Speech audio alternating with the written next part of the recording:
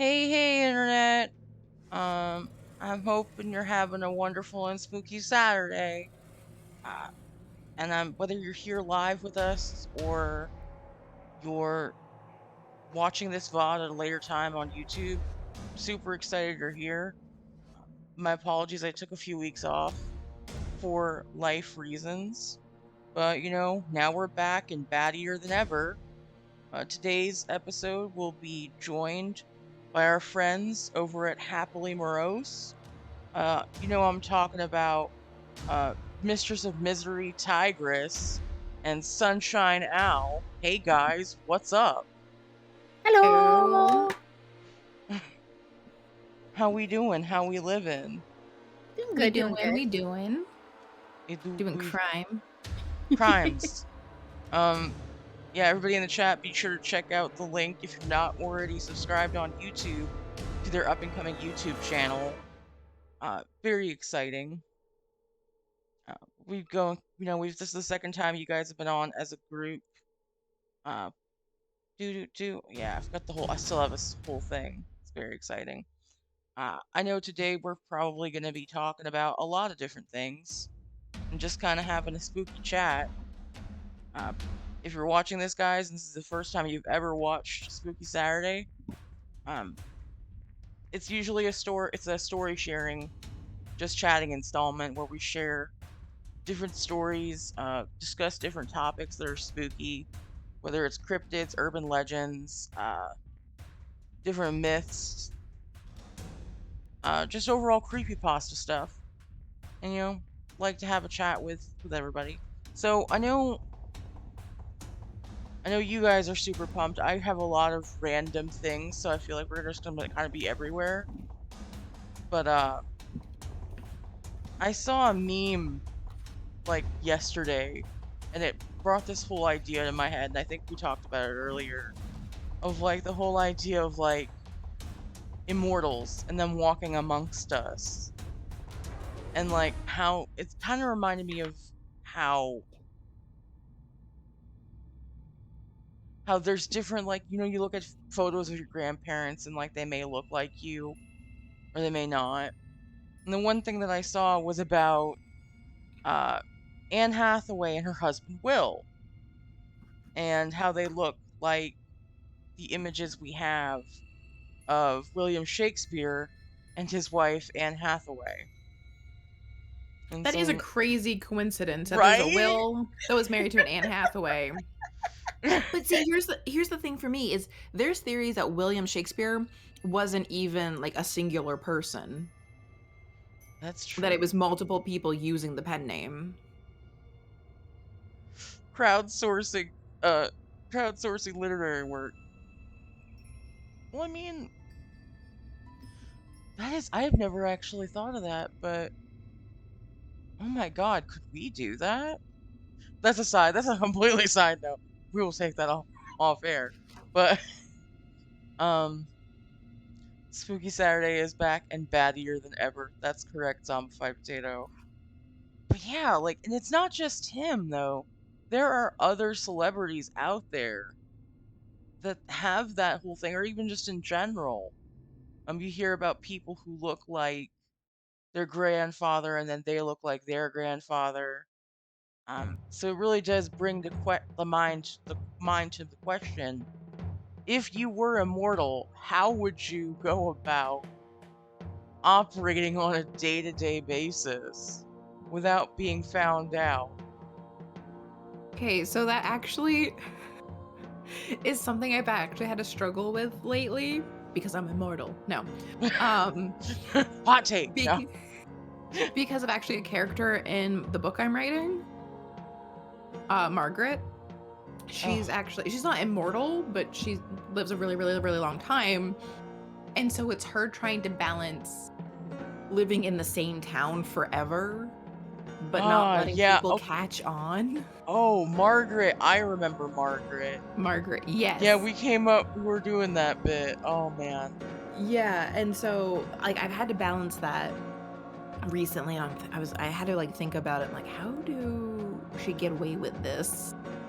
And So that's been on my mind, which led me to think about like Keanu Reeves and people saying that he's an immortal. And the only way I can think now that he could get away with it, because A, he's famous, B, the internet exists, and that's part of the reason the whole immortal thing is brought up to begin with, is that he would have, and partly too that, you know, when they did the latest Bill and Ted movie, without his beard, he does look a lot older. And so there's the whole mystery of beards. But that aside, the only The thing I whole can mystery think... of beards. Okay, Full stop. look, no, okay, I'm gonna go on a side tangent real quick here. Why is it that men get so irate that women use makeup to quote unquote change how they look, but men can just grow some fucking hair on their face and they're suddenly a completely different person? But we're not allowed to be upset about that. Like, they fucking catfish us all the time with their beards. If they shave, they're suddenly a baby. So, anyway. No, I fully hear you on that. Zombified Potato just went in the chat and said that he will never reveal the secrets of beards. So, we're not gonna get it from him. Wizard. We'll figure it out, even if you don't tell us. Also, But- Archie, you just wrote facts, and it reminds me I have this chat command. Is I turn it on? Is it turned off? Oh man, I don't even know anymore. But yeah, so the whole thing with that is, without his beard, he definitely does look older. CGI is also a thing. CGI, yeah, that's true. But my only thing that I can think of is if they are immortal, there could be a thing of like letting themselves age, possibly. Or like you said, you know, makeup nowadays can definitely make people look older. Throw some gray hair dye in. Yeah. So you quote unquote let yourself age, you disappear. He'd have to like sit it out for a good, I don't know, 40 or so years, I think. Yeah, And at least 35 years. Right, new generation kind of thing. And then like kind of quietly introduce himself back into it, like as like a nephew or something. Different region, maybe a Yes. familial tie, or a completely different name altogether. It's true. I mean, and if you think about it too, because we have the internet, so we're able to see all this stuff, is the fact that people are finding that they have lookalikes all over the world. Yeah, there's like what is it? I think there's like,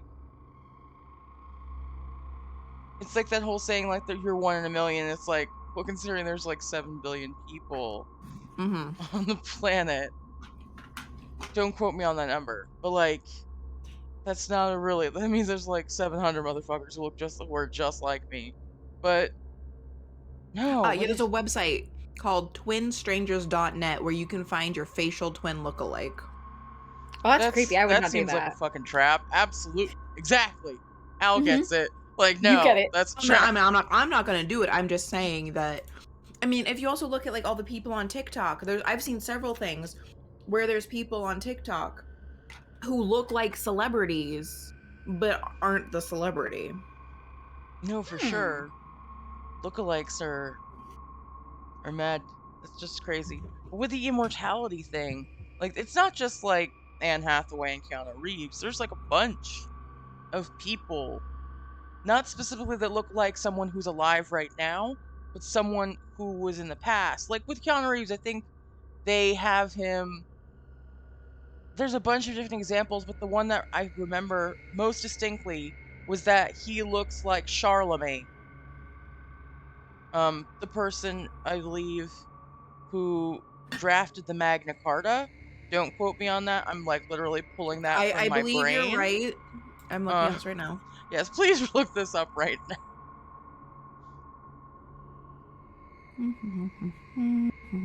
Yes, the doppelgangers. Gather your arms, everyone. We're gonna have a Highlander situation. There can only be one. Thank you, Zombified Potato. I appreciate Okay, but that goes into, if we're talking about doppelgangers, are we talking about like straight up doppelgangers where it is the mirror image of you? So if you're right-handed, they're left-handed, and if they're the mirror image of you, they're not going to look exactly like you, because most people do not have a symmetrical face. No, for sure. It's super uncommon to have someone have a have a symmetrical face, but it's like something that if you see someone with a perfectly symmetrical face, they're more attractive, not specifically like because like wow, they're hot, but like your brain finds them more appealing. Mhm. Um I'm looking Hmm. at a list. I'm so sorry. We're all over the place. Hello ADHD. Um I actually pulled up a list of celebrities who might be immortal.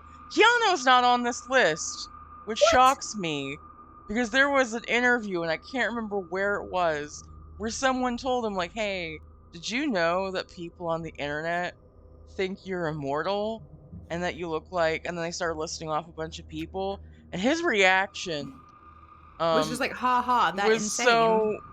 so like nonplussed, just like, "Wow, that's crazy, guy.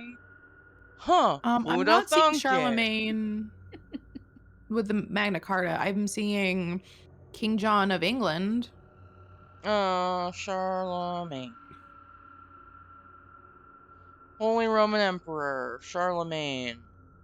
Thank you, Internet, for being dope. Did I just completely make shit up?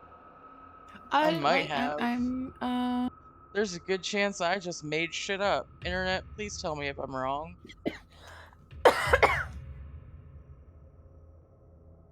yeah, I'm not Um, seeing anything with the two things together. oh my god, I straight up lied to everyone. It's okay. Yeah, My fault. oh my god, I lied on the internet. Oh What is no, this? you're the first and only person to ever do that. No, I try hard to not, but like, I'm also fully aware that there's a good chance I don't know shit ever. The end.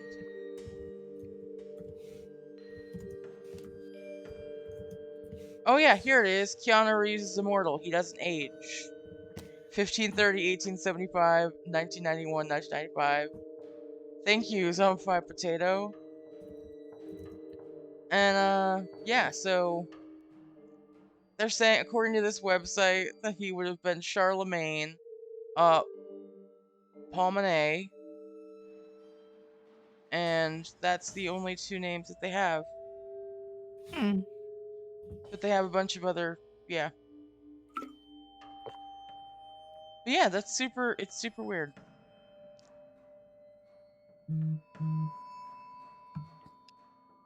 Don't lie. Use the link. That's funny. But yeah, so I'm sure there's other people on this list though that I didn't even think to question, but now that I'm thinking about it, yeah.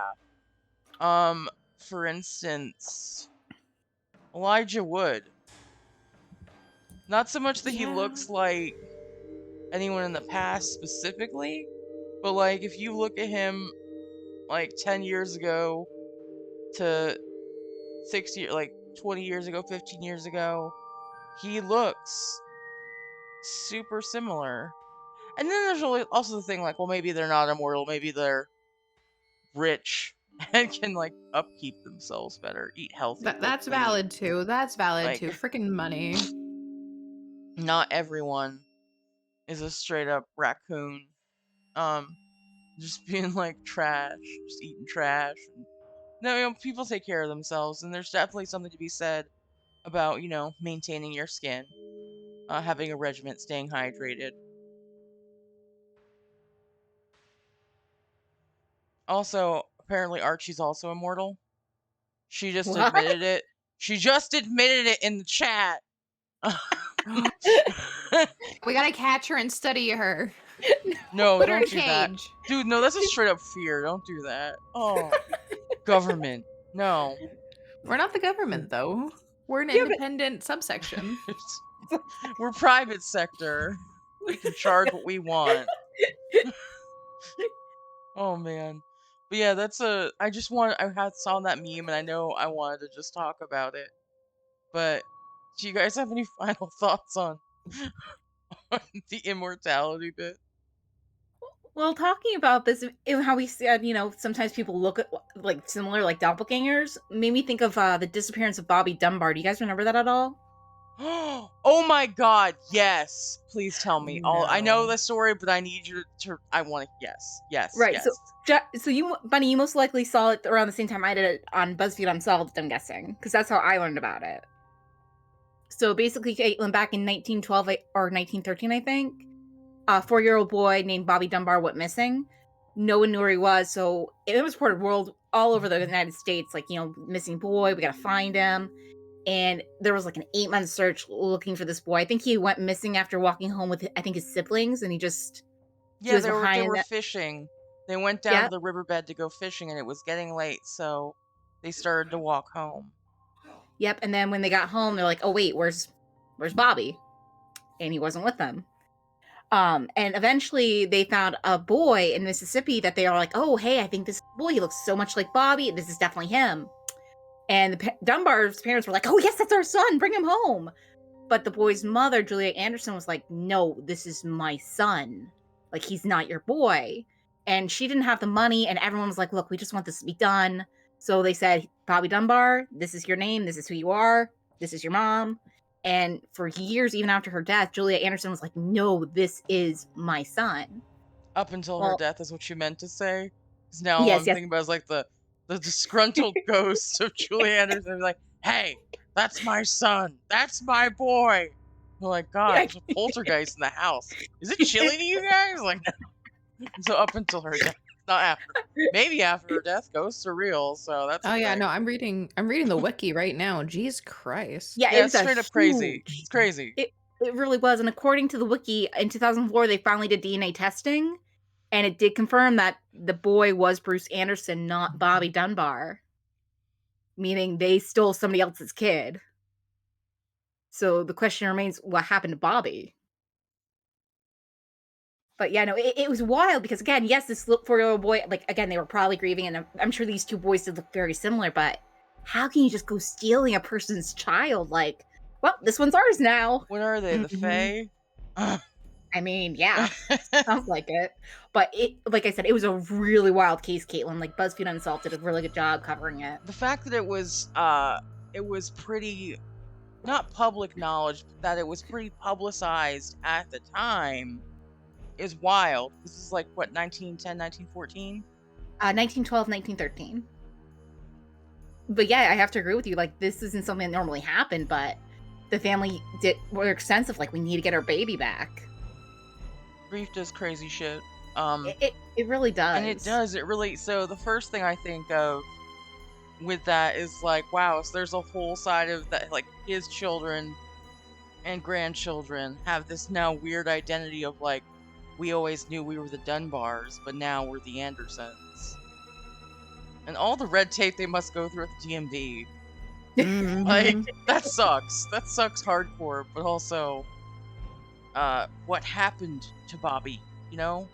Where did he go? Did he slip and fall and just nobody found Yep. him? Was he kidnapped and taken someplace else and they just happened to look in the wrong direction and stumble upon Bruce? Um, if he did live, if he was alive at some point after he went missing, why did no one find him? Especially considering how publicized it was. Okay, that's actually a really interesting segue into something that happens to people like in the Hmm. woods Yes. where they will this has happened on several different occasions to like different kids and whatnot where like a kid will go missing like in the woods and they'll find the kid days later and the kid has no idea what happened, how they got like and they'll be like, "Oh, yeah, they're way across like miles and miles away. We're a place where like and they're perfectly fine, but there's no way they could have gotten there by themselves and be perfectly fine." So it's like some weird like how did this kid even get all the way over here? Or the kid just shows back up and the kid's like, "I wasn't gone long." And they were like, "You've been missing for days, child." And it's just these weird, like, almost wormhole incidents is the thing I can think of. Is like the kid somehow like passes through maybe like a place in the forest that might have like a thin wall to a different dimension or something, or I don't know. Well, that does remind me a lot of Japanese myths, because I listen to a lot of Lymphme talk about it, and they believe that from a certain age, children are still part of the spirit world. Like they're still part of That's that not kind of. that's not just Japanese myth, but I will touch on that after you're done. Yeah. Oh yeah, no, that's true. It's in a lot of places, but I bring that up because there was a story about a little boy, maybe 4 or 5, and it was during a funeral, and they can't find him anywhere, so they go looking all over the place, and it's hours later they find him up in the house's rafters, and they ask, "Well, how did you get there?" And he tells them this elaborate story of how he and a Tengu flew up in the sky and went to all these places, and then he came back there, and the Tengu put him there, and let him take a nap, and they're like, "What?" So the family was like convinced that this boy had been spirited away, and they were lucky to get him back. Because again, they really do believe from until a certain age, children are so in tune with the spirit world that they could actually be taken and they might not always be returned. And as Bunny's going to do in a minute here, she's going to elaborate more on how other cultures have that same kind of myth. For So, sure. So I have a couple points on what we just kind of went over. First thing, as a person who doesn't fully understand how the passage of time works, I fully get if you were a child lost in the woods. Like I've been lost in the woods a bunch. Um, and if someone was like, "Wow, you were gone for 2 days," I was like, "What?" Nah, man, it was like an hour. I don't know. How many times have you guys heard me be like, "Yeah, it happened like last week," and then Zombie would be like, "Actually, that was 3 years ago," and I'm like, "Oh, cool, cool, cool, cool, cool." I do love how like you're the type of person who, and I'm the type of person too, but like it's just like the other day, and it could be literally yesterday or several years ago. So, the other day in 2002, some real shit right there. As far as like how did they get far away? A lot of people don't realize it, but the average person walks about um like the average walking speed of a person is about 1.6 miles an hour if they were like doing it doing it, but so it's entirely reasonable to get like 20 something miles in a day if you're just kind of meandering. uh as far as like the not being exposed to elements thing, I don't know, but it is definitely something to be said that there are different cultures that believe up until a certain age, children are not fully on this side of quote unquote the veil. I know a lot of it has to do with like the whole mind. Like you see a lot of like neo neo pagan practices. They'll talk about children having the innate ability to see all of those different spectrums, but it's as we condition kids to be like that shit's not real, that Mhm. those changes happen in their brain, which ends up getting them off of that spiritual path. I mean, even I think the Catholics have that whole concept of what is it? It's like age of it's like up until I think like 7, you can't commit a sin because you're not fully able to make a reasonable assessment of what a sin could be, and also you're not fully a part of your community until that point.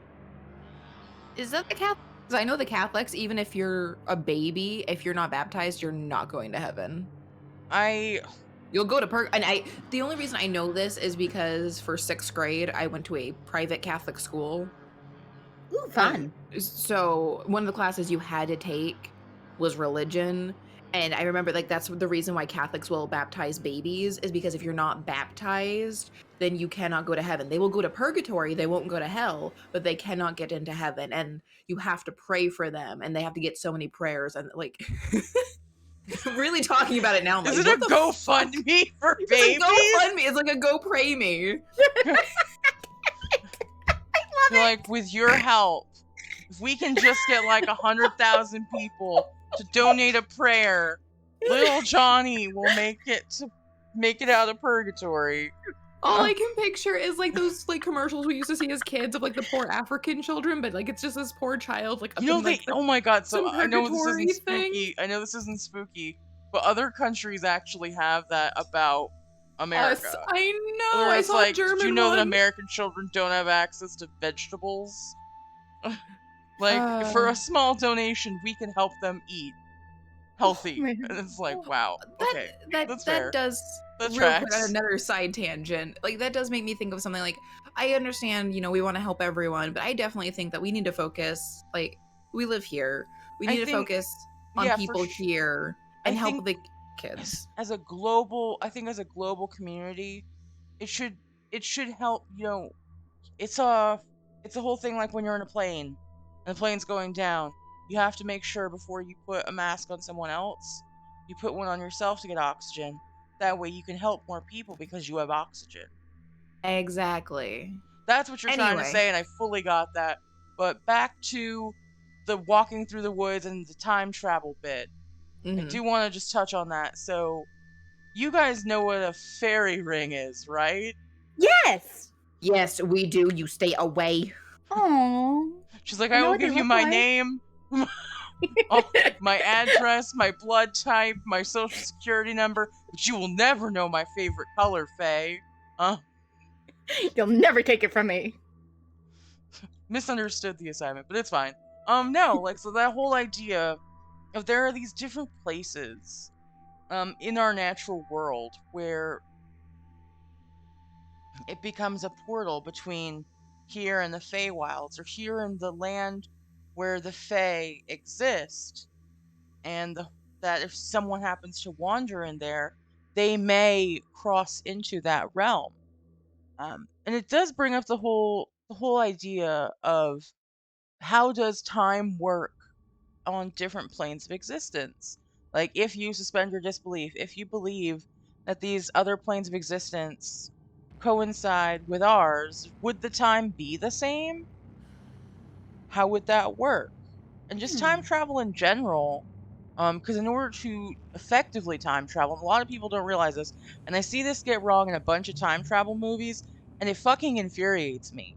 So everyone's like, yeah, you just go back in time and whoop-de-woo, but you would also have to go back in space because our solar system, our planet, yes, it's revolving around the sun, but our solar system full on, like sun included, is jettisoning through the universe on a different like trajectory altogether. It has its own trajectory and momentum as it's like moving as a unit through our galaxy.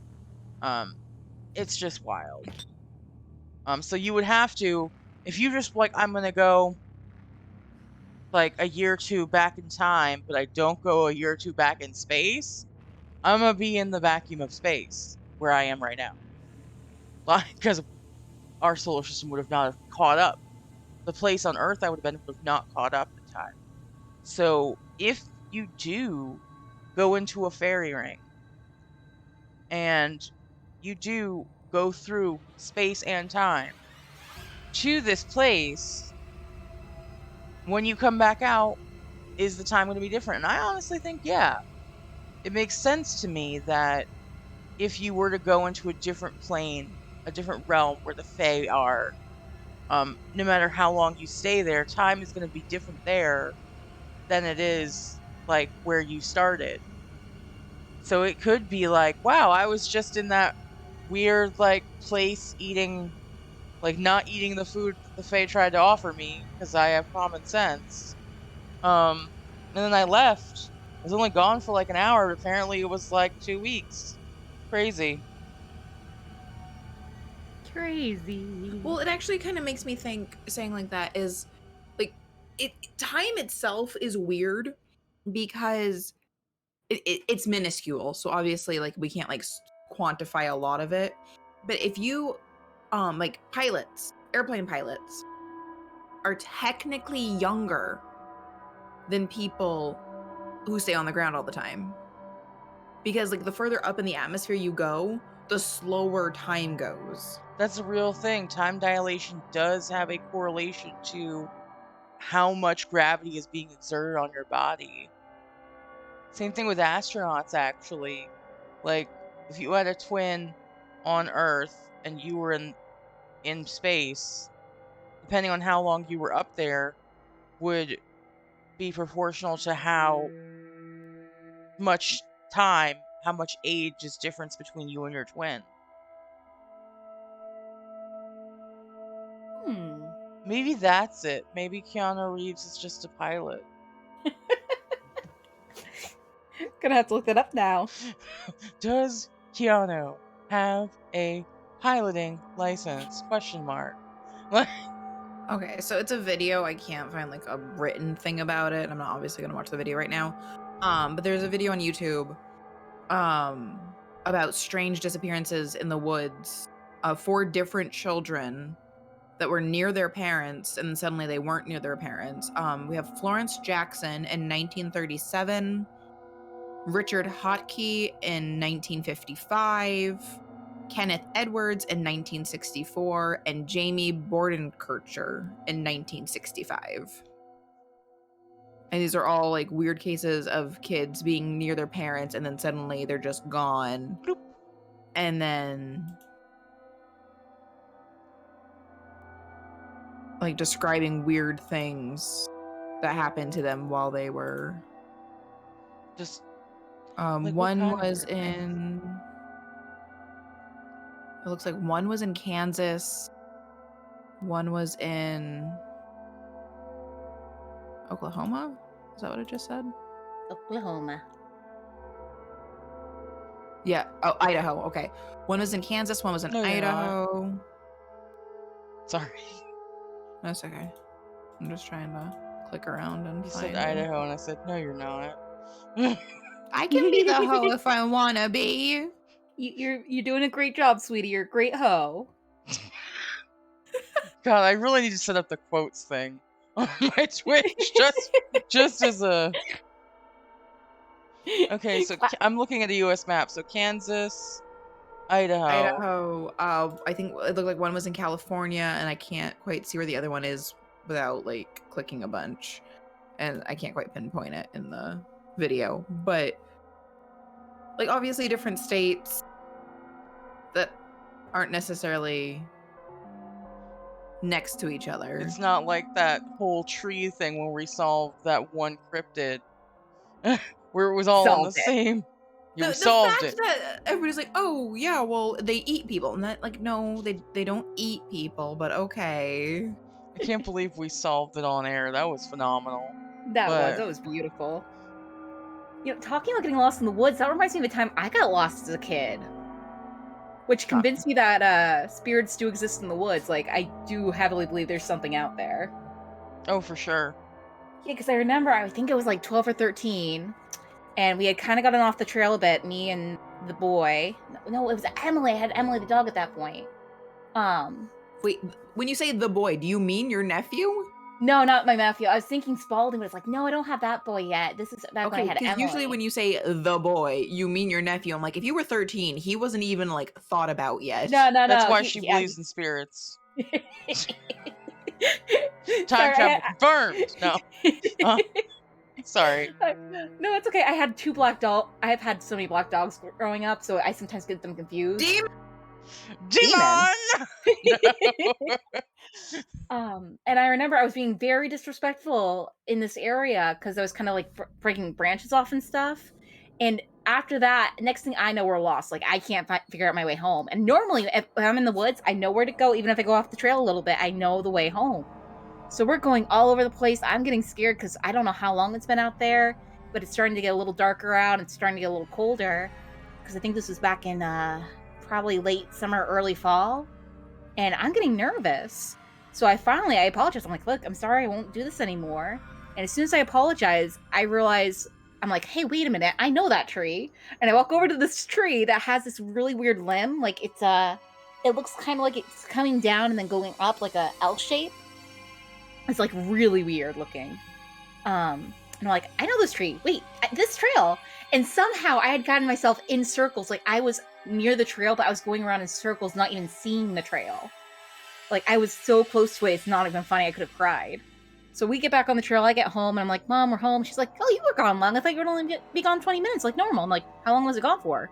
4 hours had passed. And I'm like, son of a bitch.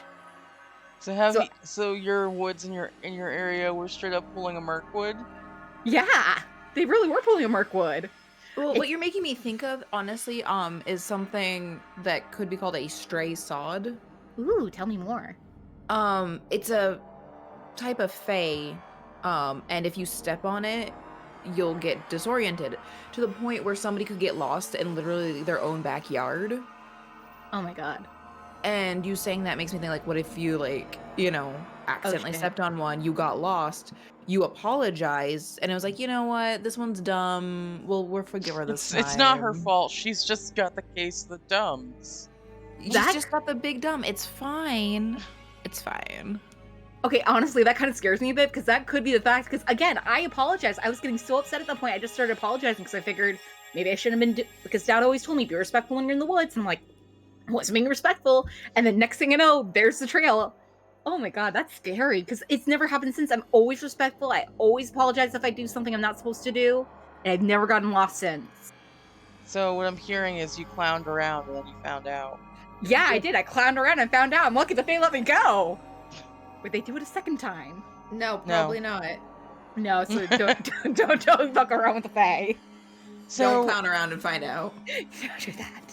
So have you heard about these stories of people finding staircases in the woods? Yes. I was told I'm not allowed to go You up. are not. You are absolutely not allowed. Not allowed to go near stairs. Not allowed to go near Sunshine black out. fucking house as it is because your fucking sister decided to use a Ouija board with her fucking friend and never said goodbye. So I'm still not wholly convinced that there wasn't something in your house trying to kill me that time I fell down the stairs. Demon. That's true. Demon. Demon. Yeah, no, my sister and her friend used a Ouija board. They didn't say goodbye. They got scared. And there's two different stories. One is she broke the Ouija board and they threw it in the woods. The other is they didn't break it, but they misplaced it somewhere. Like they threw it out, they think. And I don't know what the truth is. I'm like, what happened to it? We don't know. And then, of course, Caitlin almost died at my house. So wait, hold on. Yeah. So, as a kid, I bought a Ouija board. Like, it was like at a yard sale. I think it was like $1. I brought it home, and my little sister and her best friend were like, "Oh, we should play with this. Let's contact the spirits." They started getting freaked out. White people should. Right? Yeah. Like they were freaking out. And here's the thing: they both are notorious for lying if they don't want to get in trouble. So your sister's notorious for lying even if she's not going to get in trouble. She's just a freaking habitual liar. yeah. Nobody would ask her a question. It'd be like, no one, silence. Your sister. Yeah, so here's a lie that I'm going to tell just to make myself feel better. And I'm just like, nobody was even talking to you. Yeah, no wonder she and Erica were friends. So yeah, they start playing with it. They got scared, and according to Emily, they snapped it in half, threw it in the woods, and didn't say goodbye. Like Caitlin said, they never said goodbye. And then another time, she's like, "Yeah, we just kind of threw it in the woods. We didn't break it. We just threw it away." And then another time, it was like, "Oh, we lost it. It's probably somewhere in the house." So I don't know where it is. And I was kind of upset, not about the fact that she took it and lost it, but about the fact that it's like you did this. And you lost it, and now there could be something in our house. Like, I need to find the Ouija board so I can say goodbye and close whatever the fuck you did. So Well, I don't know what it is. yeah, it's so weird to me. So Ouija boards. We'll get back to the staircase thing in a minute, but now I want to address this. This whole stream is just gonna be chaos, and I'm fucking okay with it. I'm here for it. We were gonna do this anyways. This is what we came here for. So, okay, Ouija boards. The whole idea is that it comes with the rules, where you don't do it by yourself.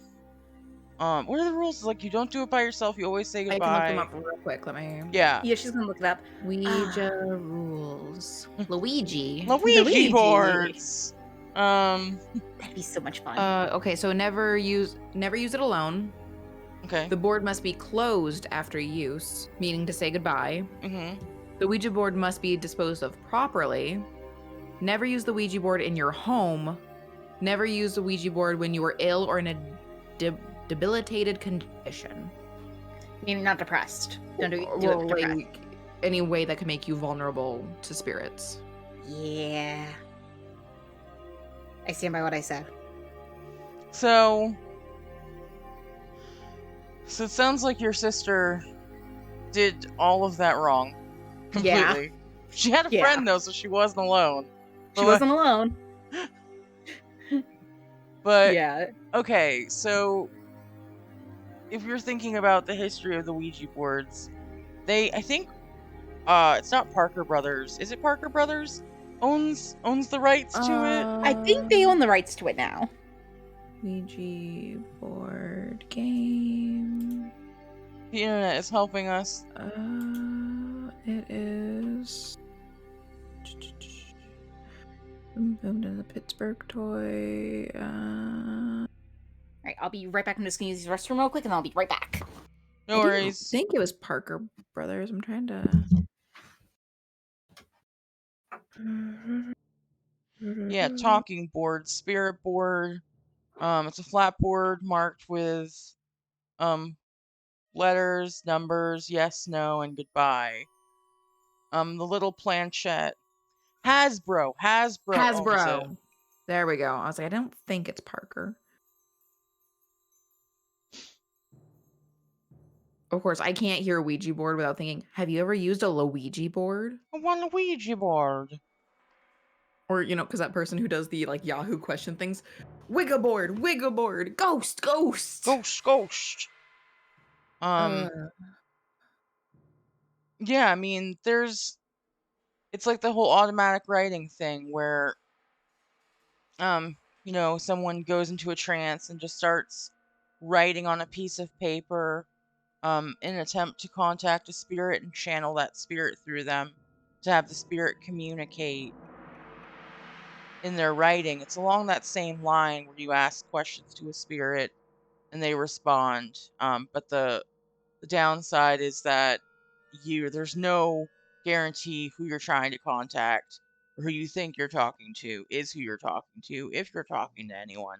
And also because people are going to be, you lightly touch the planchette, there's always a chance that you're going to have that one dude in the group who's just like, hee, I'm going to spell out stuff. Mm-hmm. You mean, I've heard a lot of tales from people who have personally used Ouija boards who are like, they're for sure 100% real. Scary stuff has happened. I had one girl who told me years ago that she played with a Ouija board. Everything got really scary in her house. They started smelling like a rotten egg smell, and just everything started getting really weird after like a couple of days. That sounds like a gas leak, and that they were starting to hallucinate because of the gas. That's what I said originally. I was like, that doesn't sound. But then she went outside. She was sick of everything getting weird, because it wasn't like the sulfur smell was constant. Not sulfur, like the rotten egg smell was constant, but that it would happen, and like they'd smell something and then something weird would happen, or something weird would happen and then the smell would be there. So after a couple of days of this, she was like, no, I'm over this. Took the board outside into a burn barrel and burned it. And as it burns, it was like this high-pitched screaming. And she passed out because of how intense the screaming was. And when she woke up the next day, the board was on her bed, unburned. Do I believe that actually happened? I mean, I believe she believes that happened. As a rule, just as a general, this is a PSA for the internet. Do not fuck around with spirits, no matter what you think, whether you believe in them or not. Be respectful. Because in my mind, everything has a spirit. Everything has an energy about it. And if somebody was constantly bugging me with some stupid ass shit, after a while, I'd probably knock them out. And you don't know if that spirit's got that same mentality. Maybe they got a shorter fuse than me. Okay, that right there is, even though I love the aesthetic of a Ouija board, like I would love to get a Ouija board and just like hang it, like a nice, like really artistically done one and hang it up on my wall. Yeah. I cannot have it in my house. Not because of me, but because of my fucking boyfriend. Oh yeah, Kyle. Oh yeah, He would for sure. He would for sure fuck with it.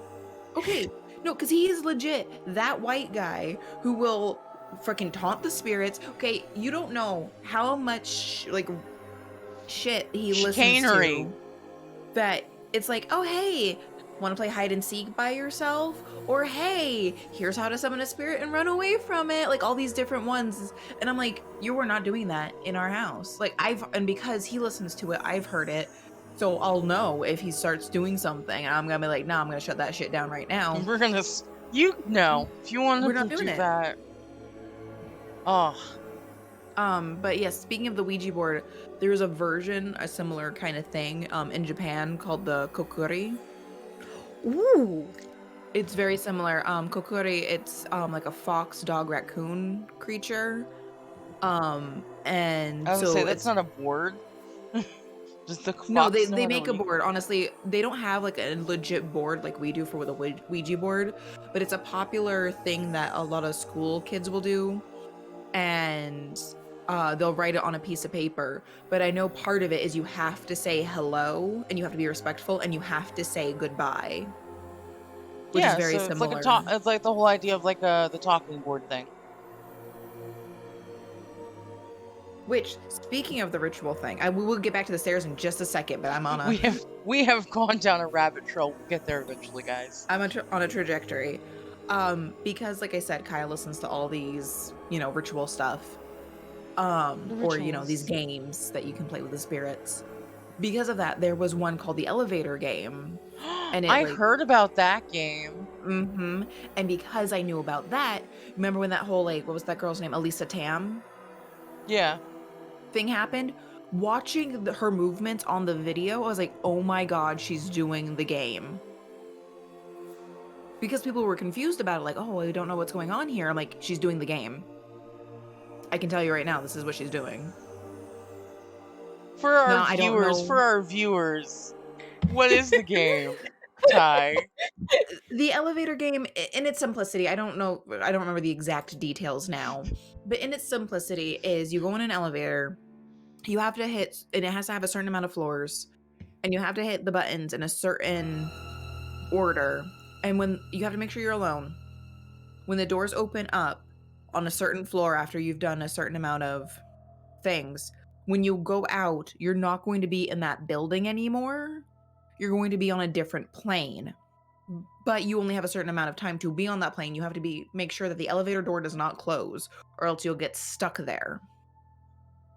So you have to make sure that the elevator door stays open and that you have a way back out, basically. So they're using like a cheat code to transdimensionally travel. Let me look it up real quick. Just I have it up for you if you like. Okay. Of course you do. I love it. Yes. It's also called the Woman in the Elevator game. So to begin with, you need to find a building at least 10 stories high and has an elevator. I mean, that's how the game is played. And so when you enter the elevator on the ground floor, you're going to select the 4th floor. Of course, because it originated in Japan, of course. Of course. 4 is a spook number. 4 is a spooky number in Japan because the number for 4 is very similar to the word of death, the same word for death. Yeah, so that's like, it's like you gotta, so you're starting on the ground floor and you go to floor 4. And so on the 4th floor, you do not get out. Instead, you select the elevator button for the 2nd floor. Once you're there, you go to the 6th floor. From there, you go back to the 2nd floor. Now, this is where we shake things up a little bit. So this time, on the 2nd floor, stay inside the elevator and select the 10th floor. When you reach the 10th floor, stay inside and select the 5th floor. Now, when you reach the 5th floor, a paranormal incident could happen. A woman sometimes gets on the elevator with you, and you absolutely need to avoid making eye contact or speaking to her. Follow the rules above. Then you go back to the 1st floor.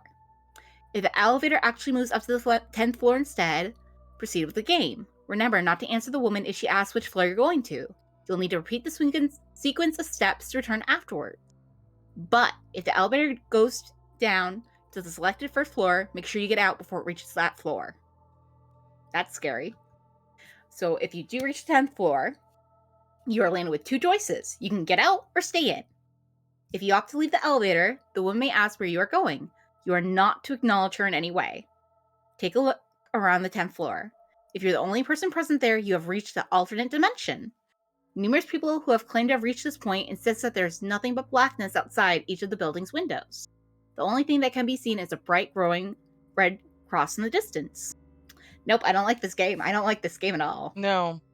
This seems Now, like what do you think it seems like? like some stupid shit that I want no part of.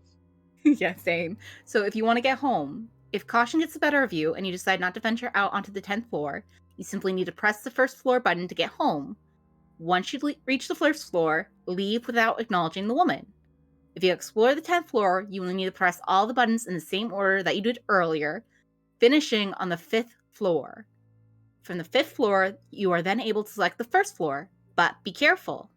In some cases, the elevator will attempt to take you straight back up to the alternate reality. Keep pressing any button to stop this ascension before arriving at the 10th floor. Once you get back to the first floor, do not leave the elevator until you have looked around the lobby. Is everything in place? Are people there? Does anything seem strange to you? If anything's off, repeat the process, pressing all the buttons in the same order that you did earlier, finishing on the 5th floor. From here, you can attempt to enter the real first floor again. So yeah, that's kind of scary, and it sounds like, and like you said, you have to do this alone. You can't do this. You have to be in the elevator, but It's Korea, not Japan. Yeah, but it does. Yep, Korea, not Japan, but it does sound like if you do the game correctly, someone's going to enter with you, and you can't do anything. You're like, I have to treat you as if you're not real. And honestly, it sounds like as soon as you start, you can't stop. Like you're stuck. I just, as a rule, I don't think, as funny as like, oh, creepy, we're gonna do creepy little things. I've never understood the like being so compelled that I'm gonna do stupid shit. Like, Yeah, it's one thing to listen to people do stupid shit. Like it's like watching a drama, a TV drama. It's like, oh, this is an interesting watch. Would I do it? Hell no. Well, No. you see, that's exactly how I am. Is like, you girls know, I'm cynical about everything. At the same time, I'm not going to clown around and find out. For sure. Because what if, just in case, And like I said, Kyle's listened to so many rituals. Like there's the devil game, the Three Kings, hide and seek alone, Ooh, I hate that one. the midnight game. There's so many of them. And he's like, I kind of want to try it. Just because he likes to tempt things. Just because he doesn't get scared at all. Like nothing scares him. And so I think he's just like looking for that thing that might scare him. Here's the thing, it's gonna backfire. Instead of him getting haunted, you're the one getting haunted. That's a whole other discussion that I will absolutely have with you later. So a lot of that is concerning, but I also have a solution for that. Which is to scare the shit out of him. Like real talk, but that's just me being fucking extra. But no. It's super weird. A lot of these different, you see the little games or challenges or whatever on the internet where people are dumb, where people try to, fuck with spirits, or like they get in some type of way they want to be disrespectful to spirits. And that's really all fine and dandy for them, but a lot of it's perpetuated by this whole, like, this cultural phenomenon. And, media does this too, where they make it so appealing to do this, to have these creepy experiences. Because, there are shows out there, really popular shows of, these different ghost hunters. This is also the point in the segment where I say fuck Zach Bagans. Because that guy's a cunt. But also, oh yeah, that like, shit's fake. Even if it's not fake. You're gonna tell me that, I'm sorry, but you're going to tell me that every single episode they're gonna come across violent spirits? Honestly, Every here's the single thing. If time? I was a spirit just chilling, super peaceful, minding my business, and then this motherfucker walked up into my space acting the way he does, because he acts this way every fucking episode where he's super disrespectful, and he's like, yeah, punch me in the dick. I would absolutely punch him in the dick. Right, but For sure. Like, that you'd have to believe that every single place they go to has spirits. It's like that are willing to throw down. There are spirits everywhere in my mind. And this is just like my personal thing. Spirits exist everywhere. And also, It's like when someone is constantly saying like, yeah, people are mad at like wow, that person is super weird and toxic to me and they were really mean to me. It's them. Or like that person who's like, my ex is crazy and my other ex is crazy and my other ex is crazy. At what point do we stop and say, hey, maybe it's not your exes? Because the Maybe common it's you. denominator is you.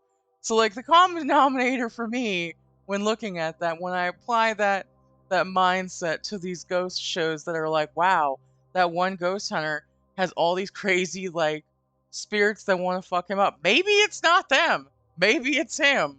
Hmm. Which I can fully get behind, 150,000%. Because if you're disrespectful like that, there are absolutely spirits out there that would rock your shit. Um, I mean, that could also just beg the thing of if he's such an asshole. Honestly, now that I'm going with your train of thought, if I was a spirit, I might follow that fucker around. yep. Be It like, might not even be nah, different spirits. It's the same person. Like, fuck this man. I'm here for eternity, so guess what? It's now my I'm undead mission just to fuck with him. it's real. You know what? That's my headcanon now. I've now gone that way. Thank you Um, for you're welcome. Real quick, back to the Elisa Lamb thing. I remembered, and I just looked it up to double check. She played the elevator game at the Cecil Hotel, which is that hotel in LA that didn't they has have so like many a bunch of murders there? murders and suicides. The Night Stalker, Richard Ramirez, stayed there for a while. Like there's just so much death around that hotel that, and I'm not victim blaming, I promise. But like, why would you choose that place to play this kind of game at? That's just, I feel like that's just asking for trouble. Again, I mean, it's fully it's such a crazy thing when you think about like when you're trying to assess a coincidence, like, and does causality equal coincidence? Does doing something with these set of variables always equal this result? um like causality to causation, does it? That's just super wild. I don't know, like maybe that was just a hotel that she happened to be staying at. It was like, you know what, I saw this on the internet. I'm gonna do it here because I'm already here. Or did she make the decision specifically to go there to do it?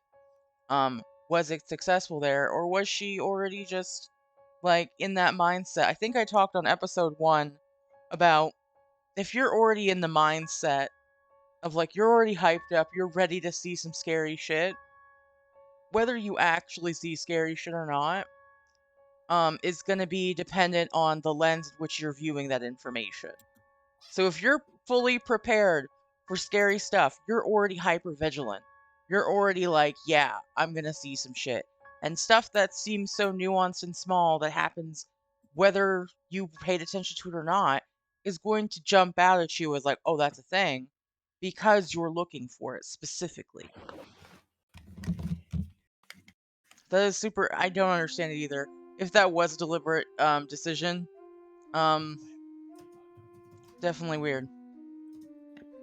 Anyway, so back to the stairs. Back to the staircase. So what the staircase thing is, and I think a couple of years ago, someone on TikTok made a video about it, where they were like, yeah, there are staircases in the woods, all around the U.S. National Park System, and the whole idea is like if you go up the stairs, you'll be very uneasy, you'll get nauseous, and it's potentially a place that you can be absconded into another dimension.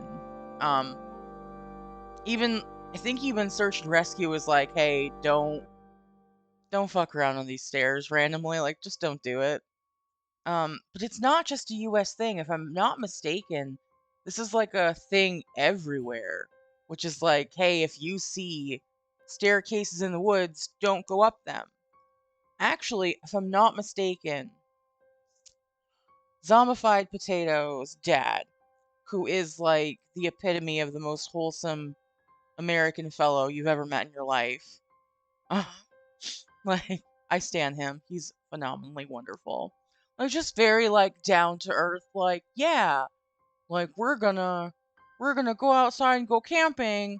Like, just very, like, imagine, like, clean-cut, wholesome dad image. That's him. With a really cool mustache. I think he was actually telling me, though, how he saw, when he was younger, he saw a staircase in the woods. And he was like, that's weird. Nope. And just went about his life. And apparently he's seen them more than once in different places. And that is absolutely the mindset people should approach these things with, even if it's like not from a supernatural standpoint. Oh, thanks, Snake Eater, for your follow. Appreciate you. Even if you're not looking at it from a supernatural standpoint, don't go up random, like, don't go up random just installments in the woods, you know? Don't you don't know how sturdy those are. Like, wow, this really old, creepy looking set of stairs, I'm gonna walk up them? Nah, baby, because that's how you fall and injure yourself. And if you're injured in the woods, how you gonna get out of the woods? Like, use your street smarts. Use them. Mention, I've heard so many stories, because again, Kyle, Yeah. he's like, let's watch this. His go-to thing is like, let's take a nap. I'm gonna put something on to listen to. Okay. And he starts putting on creepy shit. I'm like, you want me to nap while listening to this? I get it. I sometimes fall asleep to like the forensic files thing where they're like, so and so murdered the blah blah brutally, and I'm like, this is nice.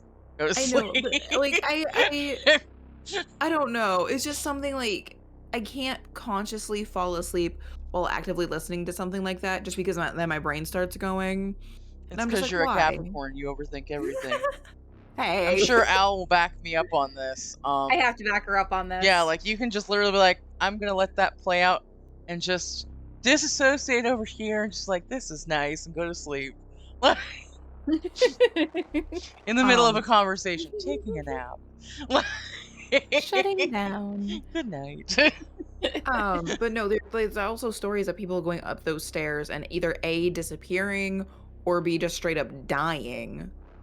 And like I'm like, so that's why part of it is like, part of me, the curious part of me is like, I kind of want to know, but then the rational part of me is like, but let's not tempt fate. It already doesn't like you that much. So, and speaking of it being around the world, I googled the stairs, and it showed some famous stair locations. We have Cambodia, Italy, America, Sweden, Philippines, and Germany. Creepy staircases in the woods. I mean, we don't know if those were actually just the remnants of buildings, or if, like, some stonemason's like, I got this extra material left over. I'm gonna punk the local townspeople real quick. Lol. Just I know, but the fact, like, some of these pictures I'm looking at, like, the fact that they're, even if they were remnants, where's the rest of it? Why is it just the stairs?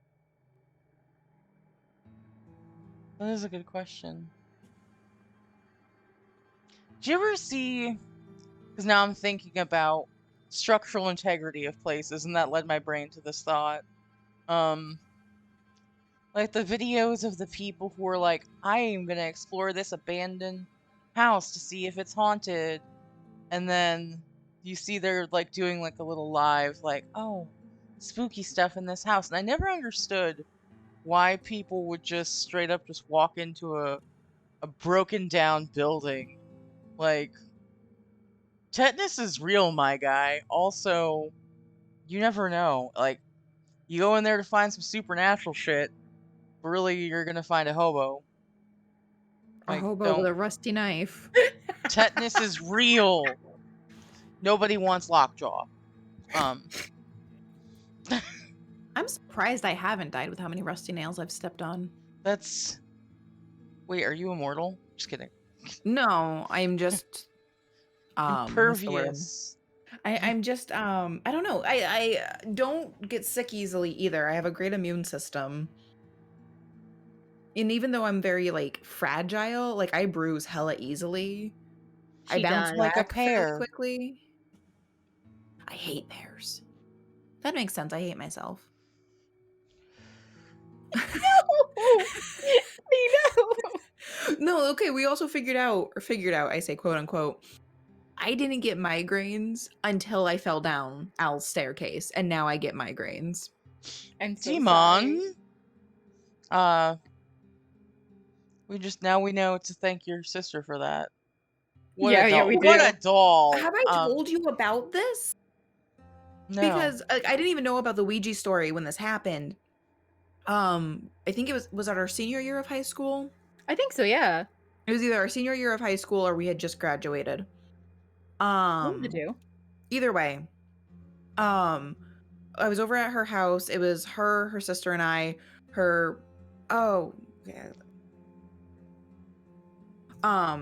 Her parents were out on a date night.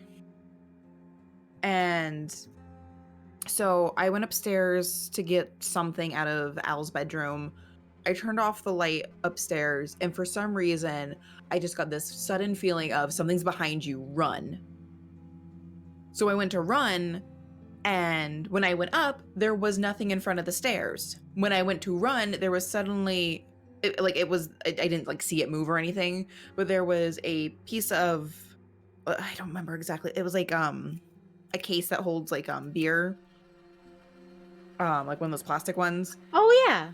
I think it was Twisted Tea because it was yellow. Anyway, it was partially in front of the stairs. My foot caught it and I tumbled down the stairs. There's still a hole in her wall, like 10 years later, from where my head went in. Damn. And like I said, it was just creepy. Like I just got that feeling of you need to run. And I know that plastic, like I saw the plastic thing when I went up, but it wasn't in front of the stairs. So, demon. Either that or it's Al because she's a demon. So I'm not a demon. you own black dogs. My life went downhill after meeting you. Oh, Hey. Girls Hey, didn't go literally, downhill. it went downhill. Uphill. It went down the stairs. You didn't die. Oh, wow. If that's the basis, it could be worse. You didn't die. But did you die? Exactly. That is super. I personally, the only time I honestly just like spooky, scary stuff, things that were I've never had a spookum try to harm me, but also I fully recognize that I'm respectful, and also if I was a spirit who was trying to mess with somebody, I would take a look at me and be like, I want none of that smoke, good day, and I would fuck right off. But that's just me. Because I'm scary. Brr. No. Yeah, staircases in the woods, though. The whole idea that these things exist out there that can, and the fact that there's even people who have gone missing, and the ones that die, there's so much thoughts behind it. It's crazy. There was an app. I'm randomly just thinking about this now. Do you remember hearing about the one app where it would lead you, it would give you random directions to places for you to go exploring, and it would bring you to just random ass locations. I don't remember what it's called, but I remember seeing something about it, and it ended up that one of the people, the reason it got really not popular, but really publicized, was that someone went to, my friend Ray had actually told me about it, and I found the article on it, where someone had used the app to go on a random little adventure, and they were led to a beachfront into this weird place, and they found a suitcase and it had a body in it. Huh. Okay, so I just Googled it. It looks like it's called Randonautica. Yeah, Randonautica. That's what it's called. I just typed it in the chat. In case anyone wants to be dumb and do that. Well, I just, so you could spell it. It's an app that sends you to a random adventure to explore the world around you. All you have to do is share your location, set an intention, and follow the directions. Yeah, that seems safe. That's That's how you get kidnapped. that is absolutely You how wanna you get get murdered? kidnapped. What are you, some sort of criminal? No, it's wild. Stop drinking normal milk. Just put some stuff in it, some chocolate stuff, some strawberry stuff. No, but no, like I had never heard of this app until my friend at work told me about it. And she's like, yeah, and it's so crazy because one person was just trying to go on a creepy, like they had put in the intention as like finding a creepy thing to solve, and it brought them to a literal dead body. What? Yeah, like I guess there was like, this is again, I heard about this like a couple of years ago, so my mind is shoddy. And I actually know it was a couple of years ago because I was in office when this happened, when I was told about this. So it was at least a couple of years ago because I've been doing work from home since 2020. Basically I just found the news article. they had put their little intentions in to solve a mystery or whatever, and they followed the instructions. They were at like a beach with a bunch of rocks, and they saw a bag, and they're like, "Oh, what's that?" And they opened it, and then they just found a body. I'm gonna actually let me fact check this. No, I see an article right now. A group of teenagers in Seattle found a suitcase containing human remains near a shoreline after a. Can you stop with the ad blocker thing? I don't care. Ad block. After a popular smartphone app, Randonautica prompted them to explore the sea. Okay, I'm checking out a different thing because that one is just keeps fucking like, you need to disable your ad blocker. Suck my dick. All right, here we go. They were in Seattle when they made a horrifying discovery under a bridge, human remains packed in a suitcase. In a video uploaded on TikTok, the teens can be seen laughing as they use a stick to poke the suitcase, not knowing what's inside. Once they manage to open it, they discover a foul-smelling trash bag, prompting the teenagers to call the police. It stinks, y'all, one of the teens can be heard saying. The group's worst suspicions were later confirmed. Seattle police announced they were launching an investigation after verifying the suitcase did contain a dead body. The teens were led to the suitcase by an explorer app called Randonautica, which promises to turn the world around you into an adventure. The app gives users a randomly generated set of coordinates on their local area to explore. Before traveling there, however, users are encouraged to set an intention or goal with the theory that once they get their destination, they will find something relevant to what they thought. So yeah. They did find a dead body. That's just goddamn wild. So again, that brings up the whole idea causation equals causality. Like, is it that did they just happen to stumble upon a hiding spot for a poor deceased person? Or... Well, it sounds like it was under a bridge, which means maybe the suitcase got thrown into the water and it like washed up there. Yeah. Still, the fact that they see anything about the police investigation, I'm not. Need answers. You know what happens. None of my business. Yeah. Tell me everything. Tell me everything. That's wild. That is so scary. Is this a different thing? That's June 22nd. And on June 30th. Oh, I think this might be. Is this different? Is this different? Are these different dead people in a bag? Both in Seattle. Sorry, I'm trying to see if these are the same. Because, on the June 22nd, 2020, we have the remains there. And then on June 30th, the King County Medical Examiner has identified the remains of a man and a woman found in bags on June 18th along the West Seattle waterfront. Both were shot to death. Oh my goodness. I'm wondering. Yeah. Oh nope, these are different dead bodies that were washed ashore in bags. Okay. Investigators say they don't believe the case is connected to the one that the teens found, but the investigation is still ongoing. And now I'm trying to. Okay, let us know more because it sounds like a serial killer, man. I am on the case. I mean, here's the thing, and this is probably like you always hear of like, oh, a serial killer was caught. This is like, and then it's always like a wow, that's so scary. Or like when you're living in an area and there's a serial killer active in your area, it's so easy to get like so like focused on like, wow, this is a thing that's like it's like so prevalent. It's just right here, right now, because my area is being impacted. But at any given time, there are like 50 to 50 plus serial killers actively just like doing their shit. Right. And I know people, when they hear serial killer, they think, like the big ones. But not all serial killers have an MO. Like, you become a serial killer just by killing 3 people Yep. But at it has different to be times. it has to be at different times. So you have 3 Yeah, because other than instances of that, killing. you're a spree killer or a mass murderer. There's differences. Yeah, there's a whole bunch of I don't know why, just this awful thought. Like, yeah, you got to get a hat trick. Minimum hat trick. Yes! Uh, Oh my god, I wanted. Yeah. That's awful. That's awful. But no, it's real.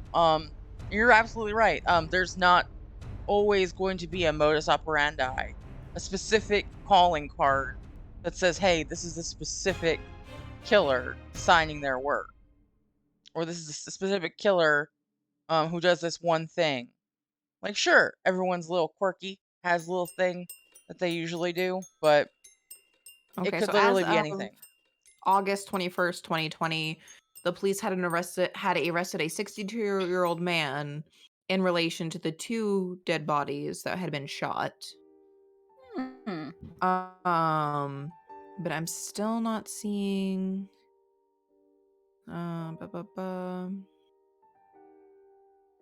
Oh, okay. So as of. Oh, okay. Here, I'm just gonna read this real quick. No worries. I mean, serial killers are scary. The whole idea of the awful things that people can do is scary. What's funny is I remember when there used to be a lot of I think back in the 1700s, 1800s. Such a segue. I'm like, so scary. Serial killers. Like, what's funny is. I'm sorry. That a lot of serial killers got away with their murders because they were women, and people are like, "Oh, women can't commit murder." But woman, what was her name? There was one woman that committed, like, they think over. Oh, I'm gonna have to look this up now. But she was being a serial killer. She killed a lot of people, Oh, So Elizabeth you're all by gonna be using way more Bathory. poison. specific. You know how many female serial killers use poison? You're gonna be way more Oh, specific. the one that had her own perfume line. Oh, the Aqua Tavana. Aqua Tofana, thank you. That's Wait, not her name. what? That was the poison. Yeah, in Oh. Italy. Okay. To be fair, she technically didn't kill these people. To be She fair. helped women kill their husbands. Good for So. her. Because this was back in a time where you couldn't divorce your husband, so they, would just resort to murdering, and she would help them. The only reason she got caught was because one woman went to poison her husband and then chickened out. And then he beat her so badly, she had to tell him who had given her the poison. You gotta commit. I'm sorry. Just- That's a terrible you gotta segue. commit. Like, Duh. There was also what they say one of the first documented serial killers was a woman in Rome who was actually used by one of the emperors to like take out his adversaries. That's right. And in King Louis's court, there was like a lot of poisoning going around. poisoning. Mostly- It's so hot right now. It really was, and there were a lot of serial killers just going around poisoning everyone to, get a leg up on everything. It became a huge issue when one of his mistresses was like, "I'm gonna kill all my competition." And That's not an 'cause no one isolated will thing to love that one thing. Like, me." that's a thing that's happened worldwide in different monarchies over time. Like, I think there was one, what is the one instance of, I think we even talked about it last time, where the fox spirit lady, didn't she poison a bunch of the other chicks? That's what they say, See, it is interesting, and I think like psychologically it's interesting how women have the tendency to murder with poison, which also may tie in sensitive topic warning, sensitive topic Trigger. warning. Hold on. Somebody just let me do it real quick in bold.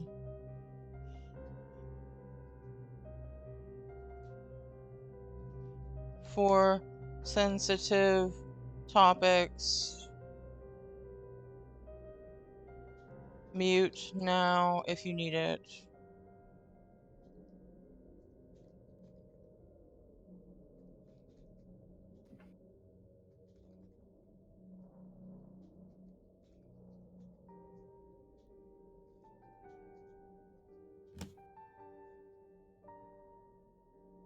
Okay, I threw a trigger warning up for anyone in the chat who needs to mute, and I'll put a thing in to let them know when it's safe to unmute. So, Okay. all right, I'm ready. So like I said, it's just an interesting psychological thing to think about that women, if they want to kill, usually, like, overall they use poisoning, which I find also interesting because when it comes to suicide, women tend to do it in less messy ways, or less, like, sleeping pills, or drowning, something that's not messy, whereas men tend to be, and maybe it's the testosterone thing, but men seem to be more violent, and at the same time men tend to be more risk takers. So I think it's like an interesting psychological thing about that kind of. I mean, there's also the thought, I mean, for the suicide thing, like, those are things that we can measure for sure, because there are statistics, and you go in as a coroner, you go in and you assess and do an autopsy in those situations to determine cause of death. Even if you don't do an autopsy, someone has to call it, whether it's on the scene or after the fact, based on how the body is, what's going on, the situational evidence, what have you. But as far as, like, murdering other people goes, you can't really give an accurate statistic, just because if nobody got caught, and it's just Right. like my grandfather was murdered with foxglove, Oh, which it took a while for them to even be able to prove it, right. because it just looked like a heart attack. There's a lot of different herbs out there, or different, like, natural methods of murder that unless you're looking for it specifically, you won't see it. And we have advanced the ways to determine how someone, like, what caused a person's death. That ties into our understanding of how the human body works, and what can hurt it, and how it can hurt it, and at what degree it can hurt it. And that is a medical thing that's going to continue to progress. So without that knowledge, there's no way to really tell how many people were poisoned by men statistically. Um, I wasn't trying to poke a hole in what you're saying, but, like, that is, I have heard the thing about, like, women making that conscious decision when they commit suicide to do it in such a less messy way. And I don't think, maybe it's just like a I care about other people thing. Not to say that men are uncaring, but, like, Right. Well, I just looked it up too, just like for my own. Overall, and I'm wondering if that ties into it, like, with women tending to, and I guess obviously these are all like large averages. We don't know the specific number of things. But from what we do know, um, there's more men commit suicide than women. Like, I just looked up the statistics, and they're 3.5 times more likely. I don't say more likely to attempt, but definitely more likely to succeed. And I absolutely. think that might be partly because they use more, how do I say this, like, concrete ways, like Like the mass jumping off shooting of. thing. You never see Yeah, it's rare you see a mass shooter who's a woman. exactly. No. I Okay, think so we went on a really weird topic. I don't. Yeah, I think if you're cool with it, if we're cool to come out of trigger warning time and go back to a Spooky spooky stuff. thing. Yes. Yeah, That's okay. fine. Sorry, didn't mean to go on a tangent like that. Just No, it's okay. That's how we roll. It's how this game goes. I know. When it's a personal conversation, it's fine because it's just like the three of us or a group of friends that we know it's all cool. This is a live stream and I don't want to like get Bunny banned. Right, or upset somebody. That makes sense. I always just like, now I have a command, I guess. You are all safe to unmute.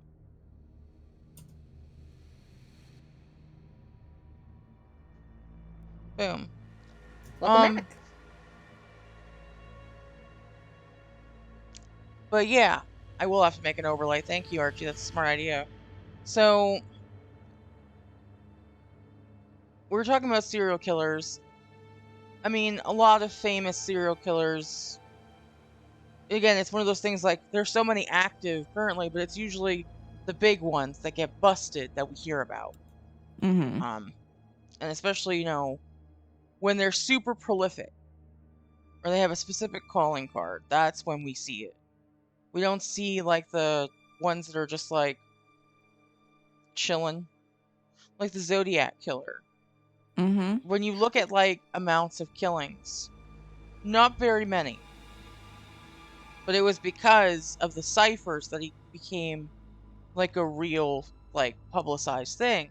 And I think they're still actively trying to solve those ciphers. Like, however, this is like now, what, 60 years ago? Yeah, about. Yeah, I don't know if they'll ever figure it out either. Oh, I doubt it. I thought they kind of had. Okay, now I'll go look Now, it didn't they finally? My Google history is going to take a hit today. Thank you. Oh, 1960s. Incognito mode. What are you doing, fool? Also, we're writers. No one's gonna question this. I have so much weird. So, the late 1960s. Yeah.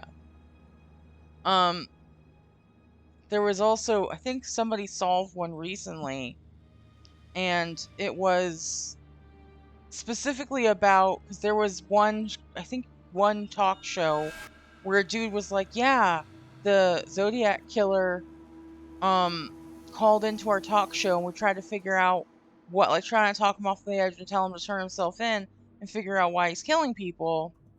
And then a cipher, like, someone was murdered, a cipher happened, and then they finally solved it, I think pretty recently, and it was like, that wasn't me on the talk show.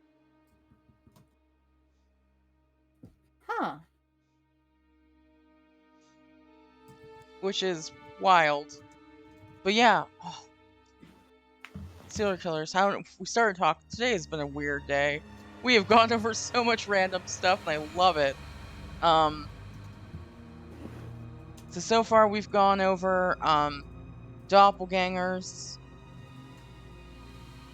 stairways in the woods, different cultural impacts of spirits, why you shouldn't mess with the Ouija board, and we just segued into serial killers.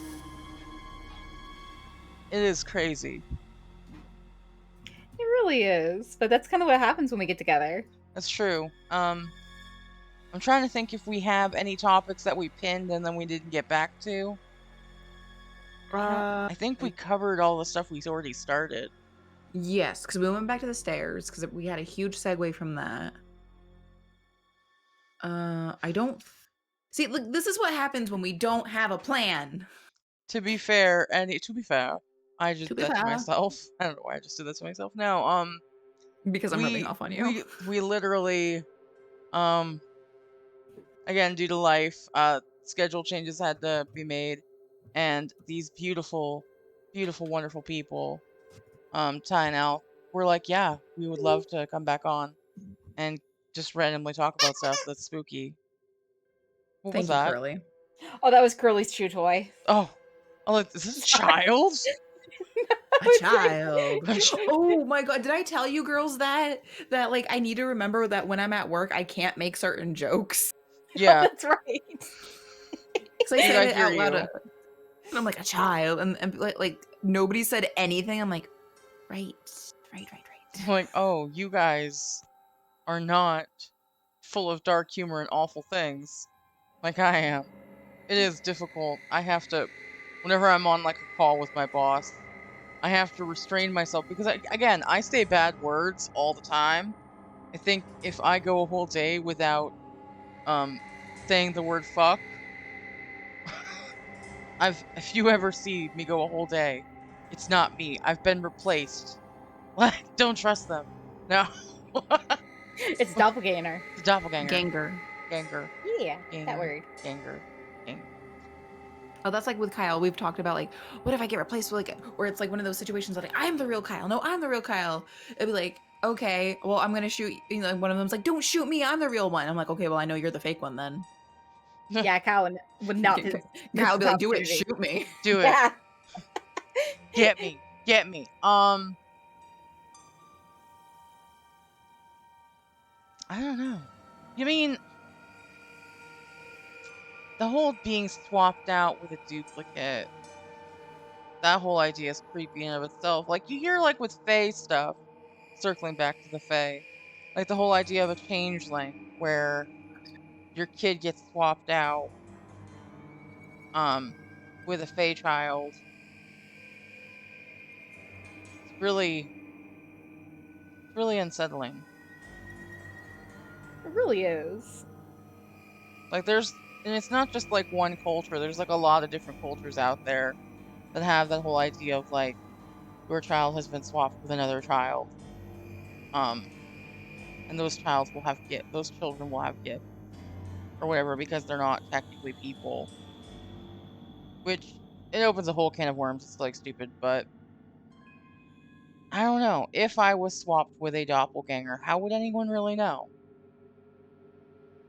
Okay, here's then the question we have to ask: does the doppelganger have the same memories as you?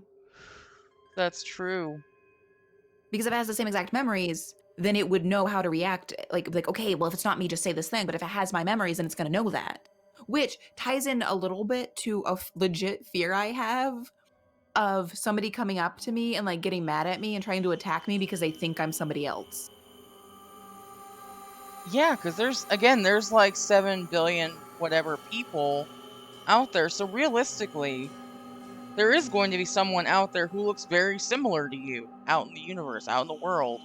What if you travel abroad and someone just looks at you and cold cocks you because you remind them of Stephanie? I don't know why in my mind your doppelganger's name is Stephanie, but there's that. It's kind of funny because that's actually one of my middle names. Called it.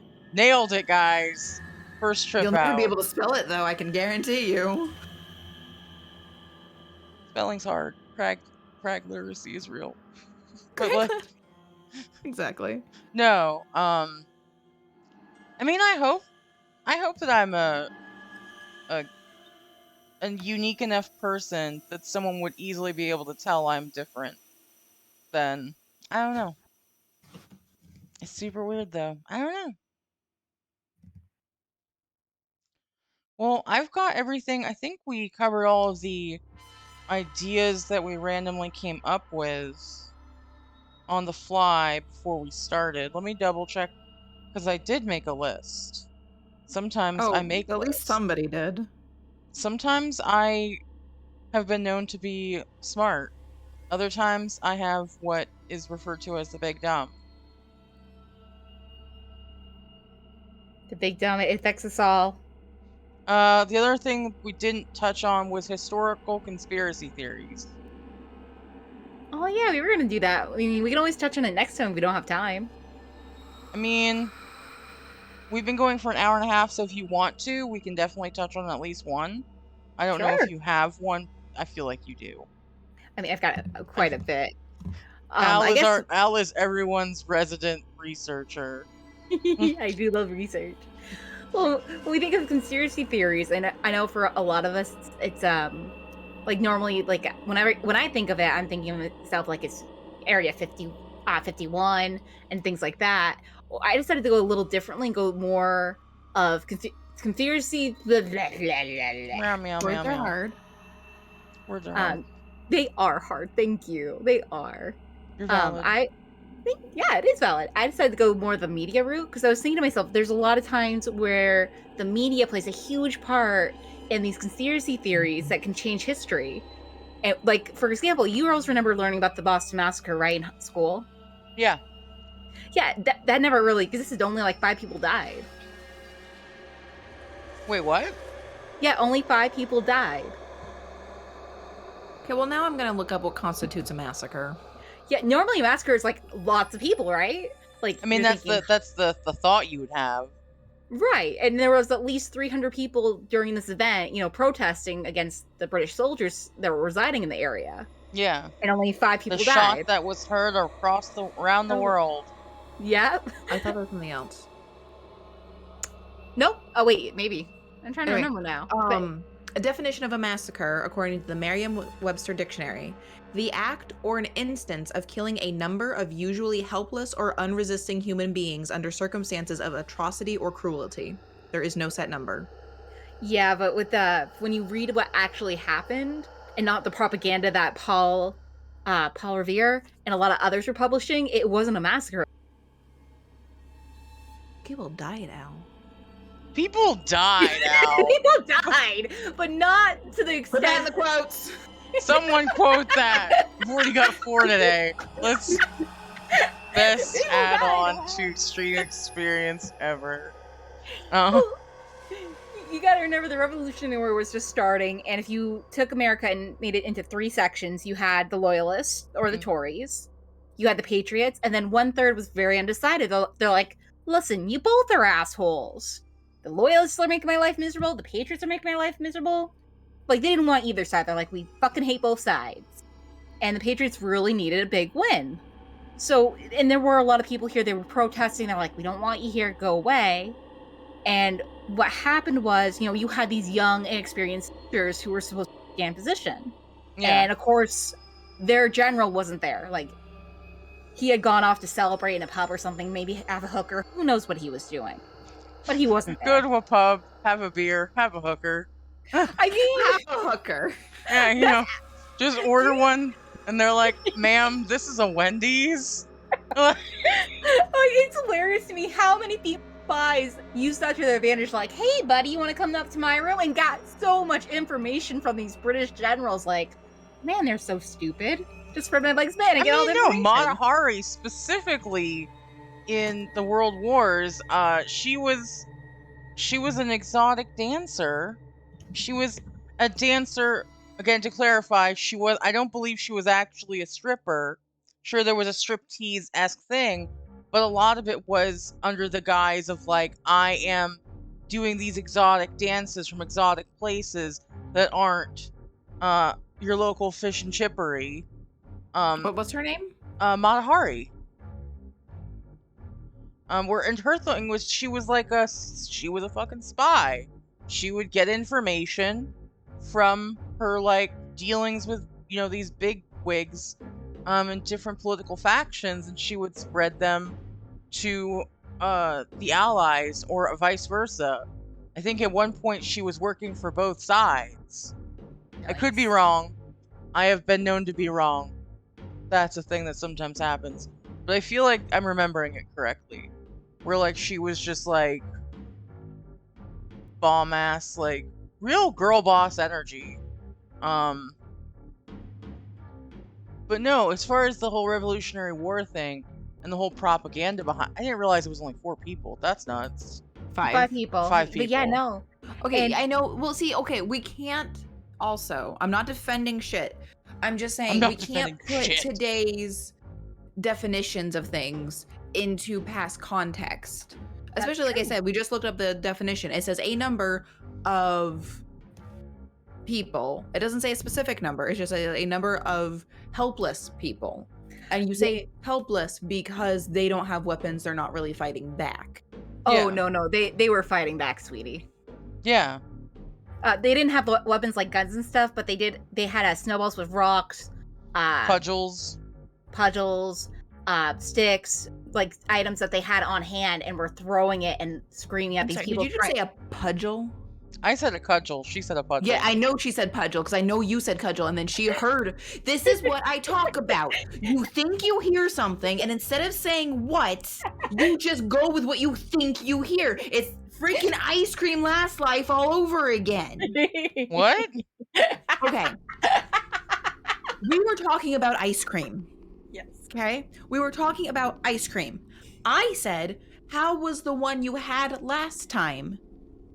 She heard something else and responds with, oh, it wasn't a video, it was a comic strip. I'll send it to you.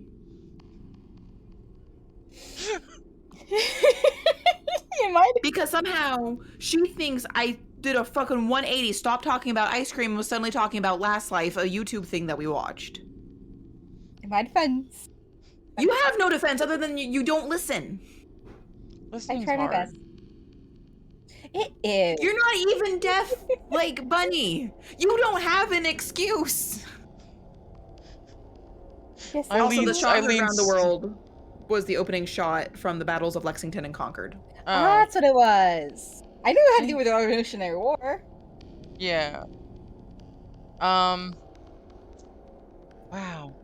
Do you guys ever hear, so like it's a weird thing, so like being from up north, when they taught us about the Revolutionary War and revolutionary times, like they name drop Ethan Allen all the time when we're learning it. Do you know down in like, because I live in the South now, and there are other people around the country I've talked to, they don't know about the Green Mountain Boys like we know about the Green Mountain Boys. Well, okay, They're like, it makes Ethan sense Allen, that- isn't that a furniture company? It's like, you don't know about Ethan Allen? Then it's like a whole, then I sound that like a crazy person. That What? makes sense though, because like we live up in the state of the Green Mountain Boys, so of course we hear about it because it's local stuff. Or like hearing them take about Fort Ticonderoga, and how serious and pivotal that was. Then you like go other place and they're like, that was not like that big of a deal. It's like, what are you talking about? That was a huge deal. They're like, no, it really was not. Oh, okay. Well then, fuck me, right? But no, so that is definitely a thing. Though propaganda does impact how someone views something. So because the revolution, so you're saying because the Patriots were so needing a win that they made it out to be a much bigger thing than it actually was. It says they wounded 8 other people. Yep. Yeah, but there were like I'm reading- 300 people at that protest. Yeah.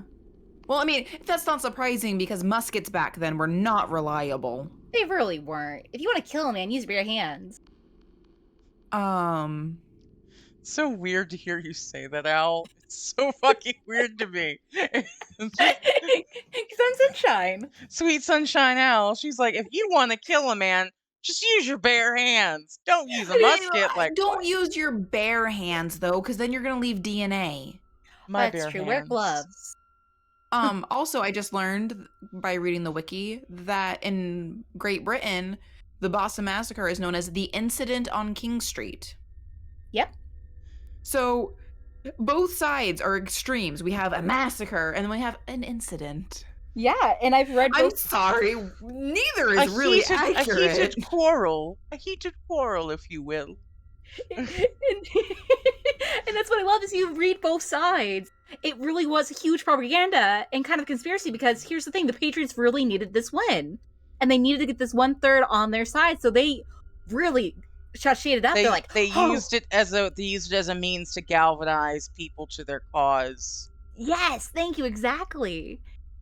And they really made people think that the Loyalists and the British were just these horrible, evil things, when in reality, the Loyalists were also American. They were just on a different side, because they're like, we're going to be on the side that we know is going to win, not... They were so wrong. Those poor bastards are so wrong. Sometimes it do be like that. It do. And the reason I consider it a conspiracy is because it was all the media's doing. Like, the media took the story of what really happened and they twisted it as they needed it to be told. Okay, but let's think about it. The media has always been about sensationalism. That's true. Like, they always. It doesn't matter what it is, especially back in a time when you couldn't get your news immediately. They needed these big flashy stories to get people's attention. Right, and then because of how they did that, and that's what we used for our history lessons, take the media we have. But the problem is that's not correct. And most schools know this now, but they still push it on you. This propaganda of this is how it is. Look me in my eyes. Like, Look I me say in that, both but, of you my know, eyes. in both my eyes at the same time. Like, we say that, but are we surprised? They still teach Columbus and everything and how he discovered America. Fuck Columbus. All of history is made up of lies and the victors telling the story or their version of events. Absolutely. No story No has one's only gonna act. one side.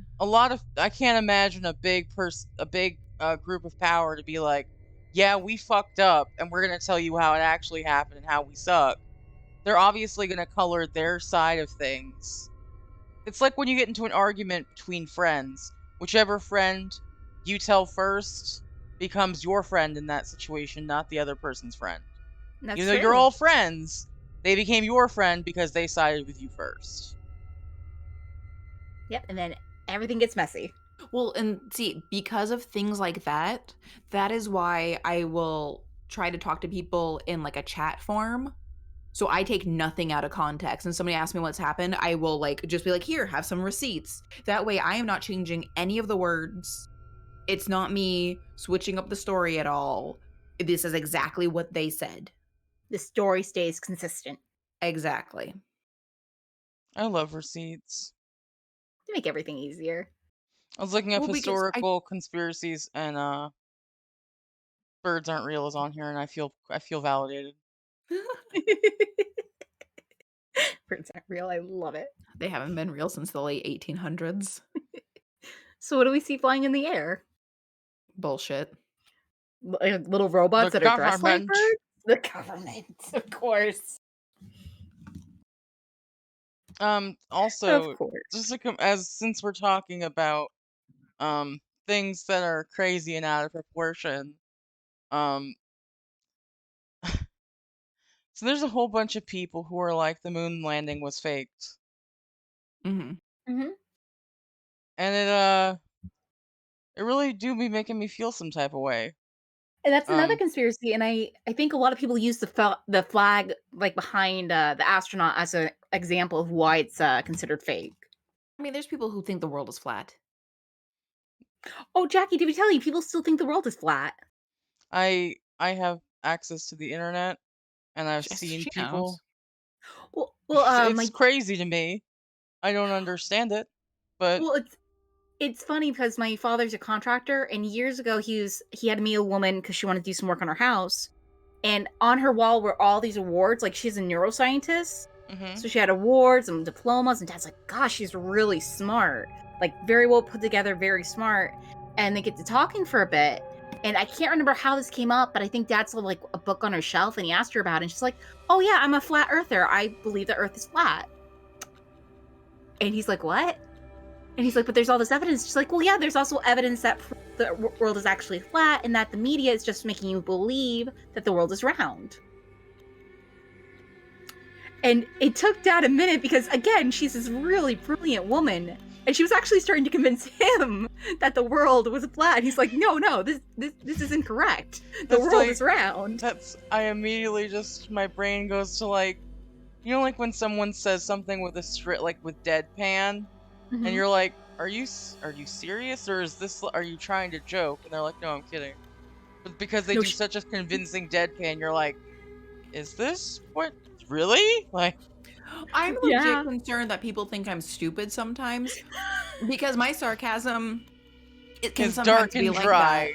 That. Exactly. And people be like, and somebody's like, oh, what was it? We were talking about it being cold or something. I remember at my old job. And he's like, yeah, global warming, right? And I was like, yeah. And I just looked him dead in the eyes. He was like he didn't believe in global warming because then he was taken aback that I didn't agree with him. Always make people feel uncomfortable. Do it.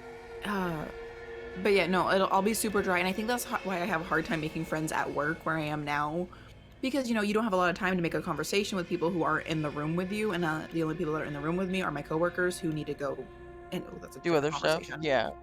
So I only have a brief second. So if somebody says something to me, my instinct is to react sarcastically. That's just who I am as a person. Like Yeah. one of my coworkers yesterday was like, how's it going? Everybody still treating you nice? I was like, nah, I'm being abused. You know, like, it just... It's so... I fully get that. I fully do. I relate to that so hard. Because I have a very dark humor. And... I have to again be mindful of how I speak when I'm at work, because my first reaction is to do what I normally do when someone's like, "Oh, how are you?" and I want to say terrible things just because I'm funny, because I'm so used to it. But then I realize that those people don't know me in real life or on the internet, so they have no context to go by, and they're like, "Are you okay? Are you safe? Do you need help?" Like, I need all of the help, actually. No, that's But like, exactly no, it. I'm Like, actually fine today. Like to you guys, you know, you guys could be like, hey, how are you? I'm like, oh, you know, I haven't slipped my wrist today. And you get it, but I I wouldn't haven't be stuck a able... fork in this outlet yet. I think we're okay. Exactly. You say that to someone, and they're like, "What the fuck?" And it's like, "No, I'm severely fucked up. Please ignore everything I say." I'm like, are you okay? Do you need help? I'm like, yeah, I'm fine. Why? Like, it's This is Tuesday, how my I guy. cope. Okay, you hear about the Earth group that pooled money together, 10,000 to buy the equipment to test if the Earth was round and flat, and it proved the Earth was round. And the guy was like, "Oh well, I guess that answers it." Oh, jeez. What? So wait, they pooled their money together to be like, "We're gonna prove the Earth is flat," and then we're like, "Oh, it's not flat, and we have empirical evidence of it," but yet they're still like, "It's flat." Or they just What? leave it alone, like, oh, well, that answers that, and then they just walk away like nothing My happened. only flat earther story is I had someone who was trying to convince me wholeheartedly in person. This was like a decade ago. They were like, "Yeah, the Earth is flat," and you know, if in true bunny fashion, I look them dead in their face with deadpan. And I go, "Well, yeah. How else is it gonna balance on 13 turtles' backs?" Nice. And they're like, "What?" I'm like, "Yeah, it's turtles all the way down. Didn't you know that?" Well, that's good. I'm glad they accepted the evidence. The evidence didn't give us the results we wanted, but we'll accept it anyway. Oh my Oh, goodness. and Potato, to your earlier comment, of course the moon is real. It's just very small and very close. It's very small, very close. It's actually not even really there. It's just an imprint on our hive mind subconscious. No, what is... So there was like a thing floating around the internet I saw on Facebook a while ago, of the girl who was at checkout, and someone was talking to her about the moon not being real and how she decided to just double down on it. And she was like, "No, the moon's real. There are hundreds of moons, but the chemtrails are actually mica trails, so that way they can project only one moon because the others are being mined right now for valuable resources." Like, Oh my god. and the person, according to the story, dropped all their stuff, didn't finish checking out, and called somebody and was on the phone, be like, "Oh my god, I just heard the craziest shit," and just left their stuff at the grocery store. No. Whether this actually happened, it makes for a good story. It's funny, but I don't know if it actually happened or not. No, Archus, I don't know who ties their shoes for them. Your mommy? Velcro shoes is a thing, guys. Slip-ons. Oh, I love Velcro shoes. You're an old woman, of course you do. I'm not an old woman. They make a fun noise. Brother, you gotta stay in a lane. She's either an old woman or a demon. Yeah, which is it? She's an old woman demon. No. That's actually fair. I hadn't thought of that. What? Stop convincing Bunny. Shoelaces real quick. So they have these stretchy ones. So when I have, like, for my joggers, I have them already tied on the shoe, but that way I can just slip them on and not fuck around. So they're tied. I never untie my shoes. They're tied. I don't mess up my strings because they're stretchy to accommodate from my feet getting stretch in the shoe. when I'm just putting it on. So that way I never have to untie them, but they're always tied. Yeah, I legit never untie my shoes. Because, honestly, like, yes, it's important to have, like, good structure if you're wearing sneakers or joggers or something, to have laces up because they do offer some top arch support, but... I say I never tie my shoes. I tie them the one time, and then I never untie them. Dude, I gotta send you the link for the stretchy shoelaces. They will change your shoe game up. Because it sounds like you do the exact shit I do, whereas that you don't ever untie them unless it happens to, like, some crazy shit happens and they untie. Right, exactly. They have Velcro, yes. Yeah, Zombie wears loafers. Nice. So, yeah, I can't think of any other conspiracy things that aren't... I mean, except for the whole Princess Di thing. Yeah, Oh, I yeah. didn't even think of that. So what that one is that, a lot of different, there are a lot of different theories out there about it. One is that the car accident that took her, wasn't an accident, that it was actually, the night of the accident that she was going to be proposed by her new boyfriend, but that the monarchy was not about it, so they orchestrated a crash. Well, wasn't it, like, I feel like it was popularly known. I know it happened when we were children, but wasn't it kind of popularly known that the queen didn't really like her? I feel like that was the major public consensus. Yeah. Still is. I mean, then there's the whole theory where it's like, well, the guy who was driving the limo was wasted and intentionally crashed the car, because he was on the payroll of some, like, shadow intelligence agency or some shit, and for some reason, Diana was target.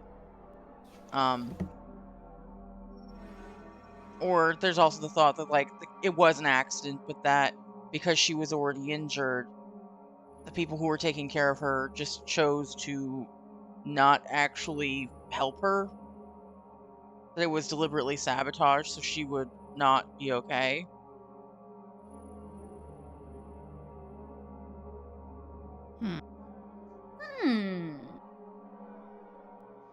But it's definitely weird. It's sad because she was dope. I don't know. I don't want anyone to think that I'm, like, anti-Britain as a total, but historically the English suck, so there's that. Historically. That's all I've really got today on my stuff, unless you guys have anything else that you want to super touch on. I know we definitely have a lot of stuff, like, there are so many different spooky topics, conspiracy theories, folklore bits, mythos, stuff like that we can touch on. But I know today we kind of just, you guys saved my bacon, helped me kind of have a little chat. We've covered a lot of ground. We really did. We did. But I think I don't have anything else unless there's something you guys want to address or talk about right now. Either way, we'll definitely get... Oh, I see the thing you were talking about, that Shakespeare didn't write his own plays. Oh, yep. I just found that. Like I said, it's a theory. Like, there's a lot of things we'll never know for sure. Yeah. Time does that. It kind of erodes everything away. Or some idiot destroys it. I'm still pissed off about the Library of Alexandria. Same. Still, Bastards. why would you do this? Why? Oh my god. Okay, I know I just said we're done, but I'm not. I just found something and I need to do this right now. I just found a theory What's about the who Jack the Ripper was. Ooh. Apparently, some people think that Lewis Carroll was Jack the Ripper. What? That's right, mean- the author of Alice's Adventures in Wonderland. One of Al's favorite books. It is. It is my favorite book. Well, apparently Jack the Ripper was the same, allegedly, according to these people. Author Richard Wallace had put together a laundry list of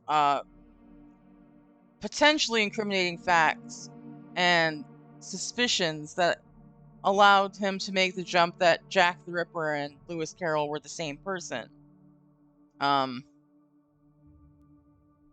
Basically, that Carroll was hiding secret messages in his books in the form of anagrams that confessed, there we go, and not talk today, words are hard, confessed his involvement with the Ripper murders.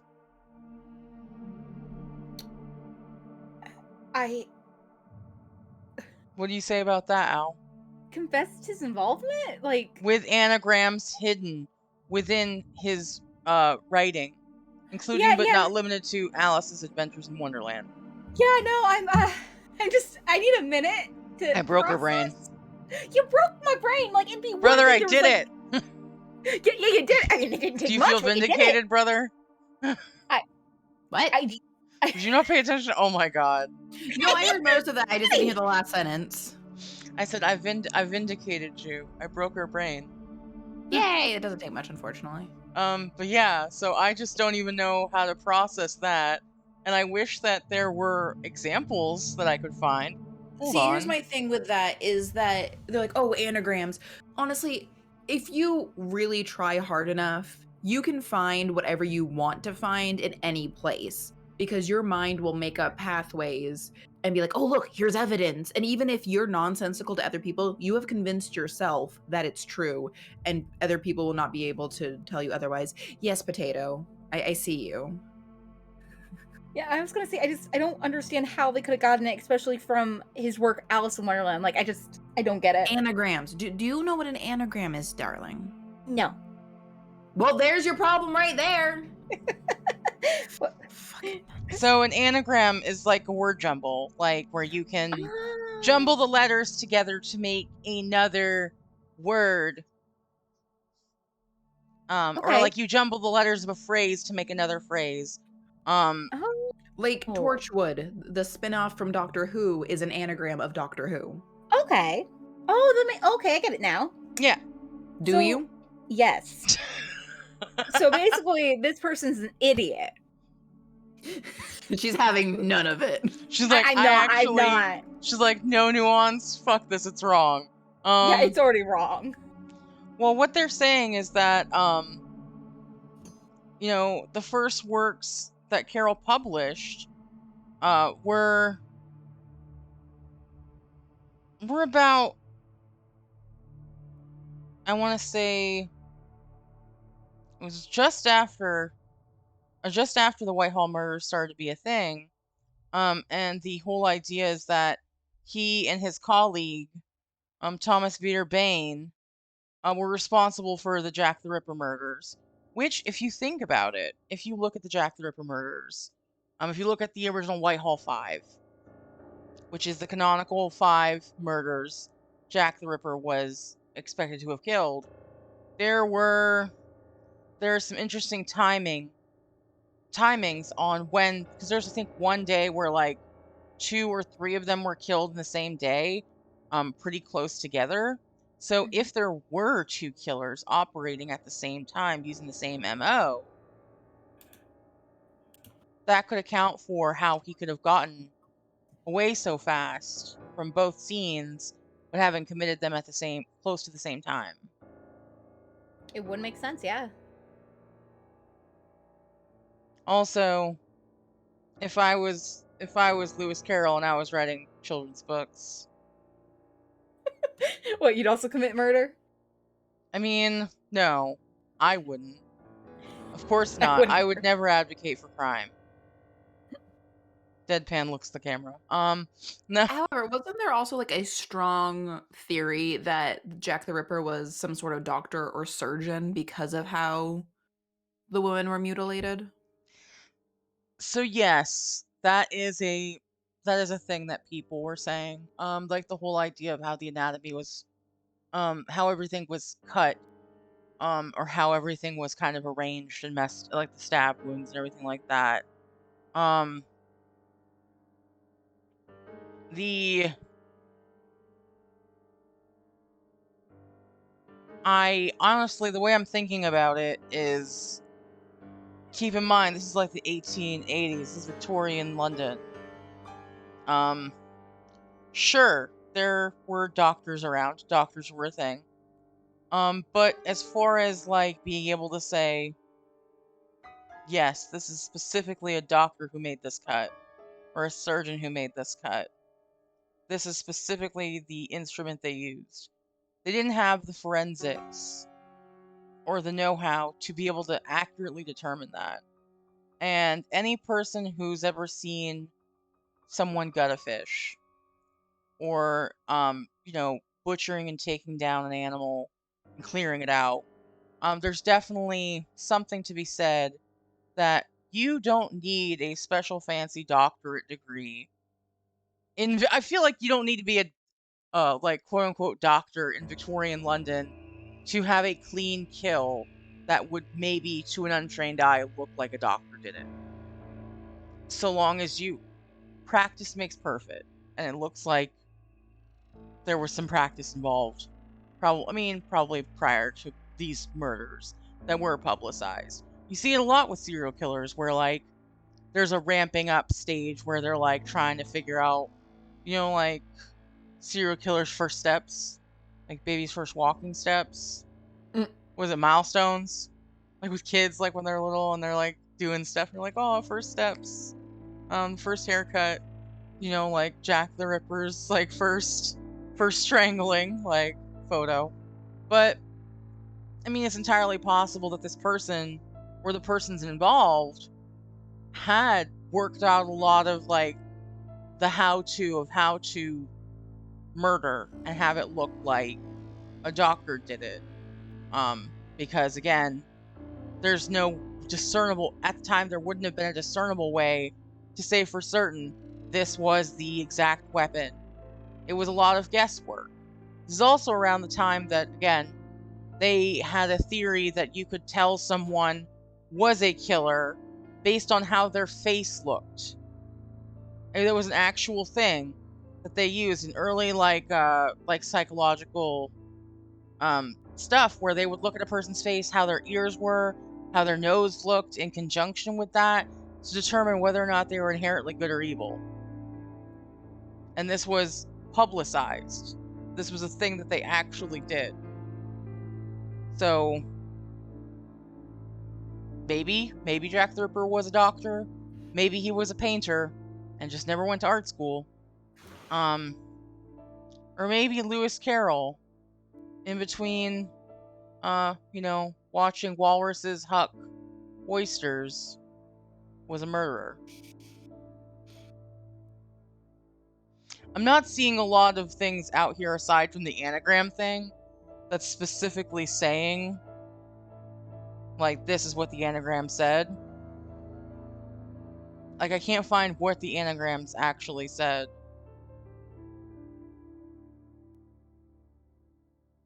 I just I'm trying. can't see it. Yeah, I'm trying to find the specific anagrams that the person's referencing. They have a book, but I always advocate buying books or reading books. They're great. Books are knowledge. Knowledge is power. Knowledge is absolute power, for sure. And it's bad that I'm about to say this because I am an author in progress, but just because you can write a book doesn't mean you should. And just because you wrote a book, it doesn't mean that you're the foremost expert about something. No.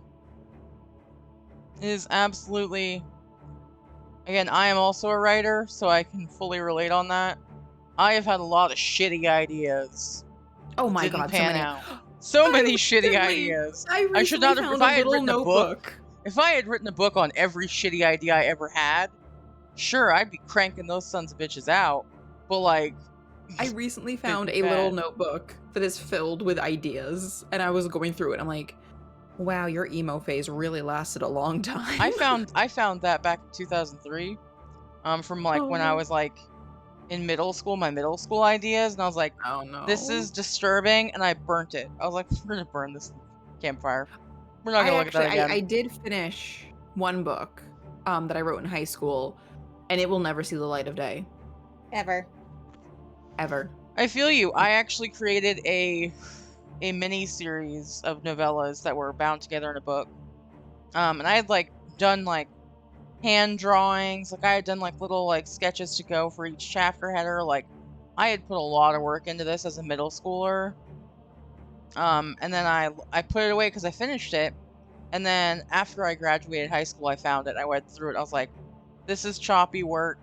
It's derivative, and no one can ever see this. And I burnt it.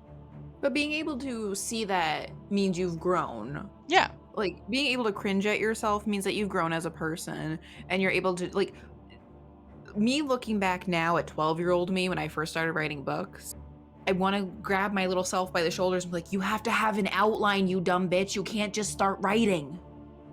Although there is something to be said about free writing.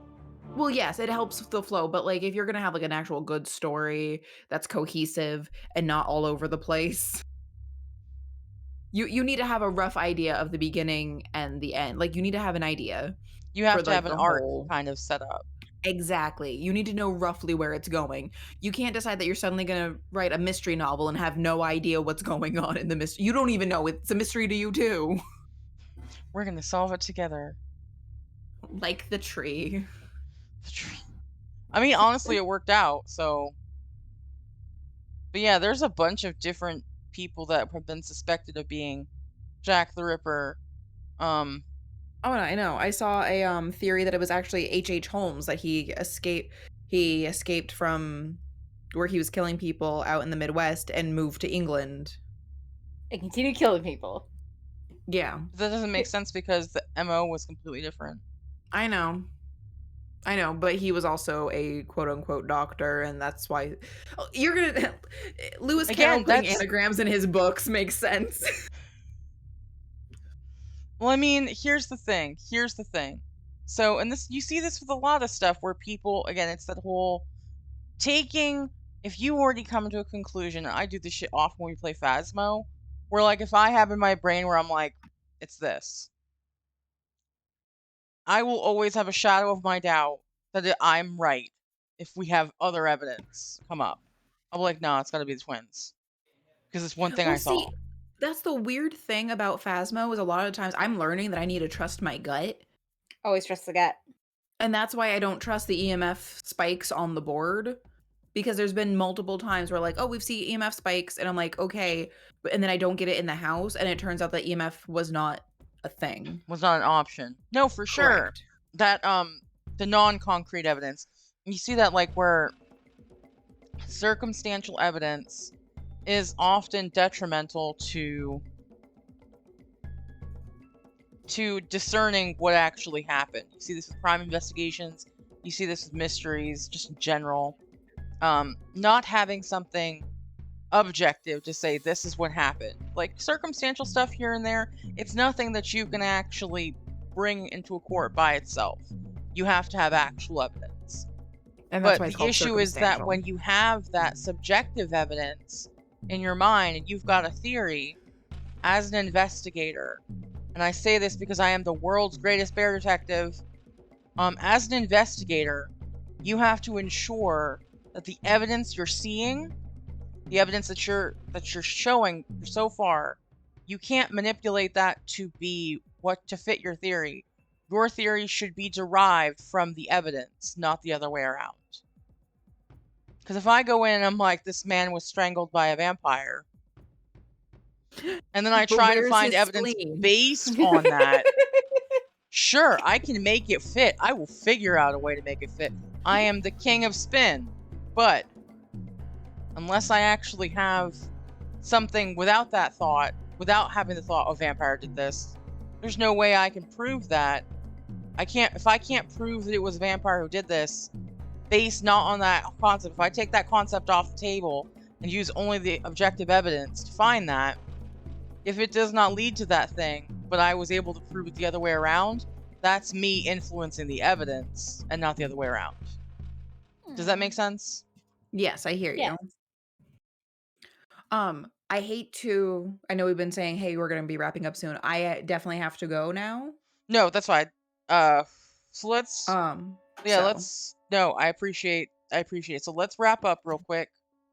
I know again we've talked a lot of stuff, a lot so of much. spooky things. If anybody in the chat does have any ideas or any kind of spooky content that they would like to see in the future, you can comment on any of the videos up in our YouTube, or my YouTube rather. You can also go to Happily Morose, their YouTube. They've got some videos up. I know they're working on additional content, and why is my thing not working? Because you misspelled it. It's okay. Because got I it. misspelled it. Oh my god, I'm so dumb. I got you. Thank She you. got ya. Spelling's hard, guys. No, It is. but yeah, I know that they always enjoy getting feedback on their videos, and they like suggestions on new stuff. I know they're constantly working on amazing things because they're beautiful. Even when I take them off of their projects to be like, help me. And I know Ty, you said you're looking into branching out into some gaming on Twitch as well, correct? I am. I'm actually looking into I'm working with Archis about getting a little person and doing some streaming of video games and possibly some chatting stuff, but mostly video games on Twitch. Like when, we play all our games together, or I know for a fact my first, once I start up, I don't have a set date, don't ask me for it. My first stream is actually going to be Dark Souls. Oh my god. Because I promised my boyfriend I would do that, and I keep my promises. I will probably not finish the game because it'll frustrate me to no end. But yeah, so that'll be the very first stream. I'll let you know when it goes up, and I'll let other people know. So well, I mean, I think the easiest way for people to know is if they go to the link that Zombie5 Taylor just put up to your Twitch channel and they follow you, because then they can get notifications. That's true. That's the way to do it. There you go. But yeah, I'm super pumped. Again, thank you guys so much for taking the time to hang out with me today. Thank you for having us. I had a lot of fun. I did. It's nice. And honestly, having talked about so many serial killers and the Fae and everything like that, I'm pretty sure I'm gonna sleep like a baby bear tonight. Curly, you are a doll. Okay. Sorry. No, did you just punch the dog? No. I was trying to throw his toy and I hit his face. Are you okay? She just punched the dog. It's canon now. I was trying to throw his stuffed toy and it hit his face. He did not grab it. It didn't hurt the dog. Why would you tell people this? Oh my god. I love you guys so fucking much. Thank you so much. Love you too, buddy. So yeah, tune in next week. Next week's Spooky Saturday, I believe we have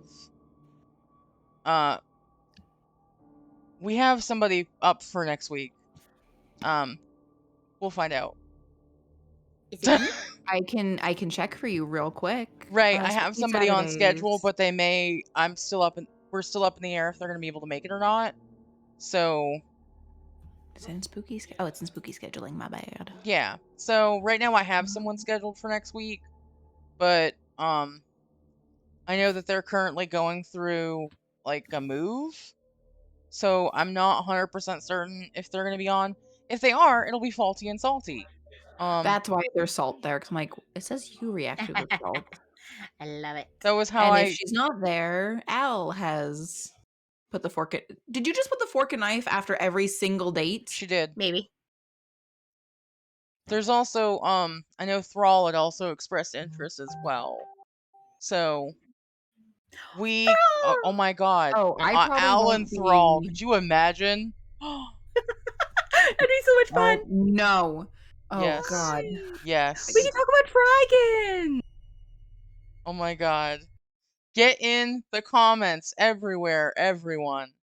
Let's do this. It's now going to be a thing. Okay, well, let me see. Again, thank you guys so much. And thank you everybody for sticking it out in the VOD. Let me see who is live right now. Let's see. Seeing some people that I follow are on. That's a shooter. That's an art one. That's Valkyria Chronicles 4. Oh.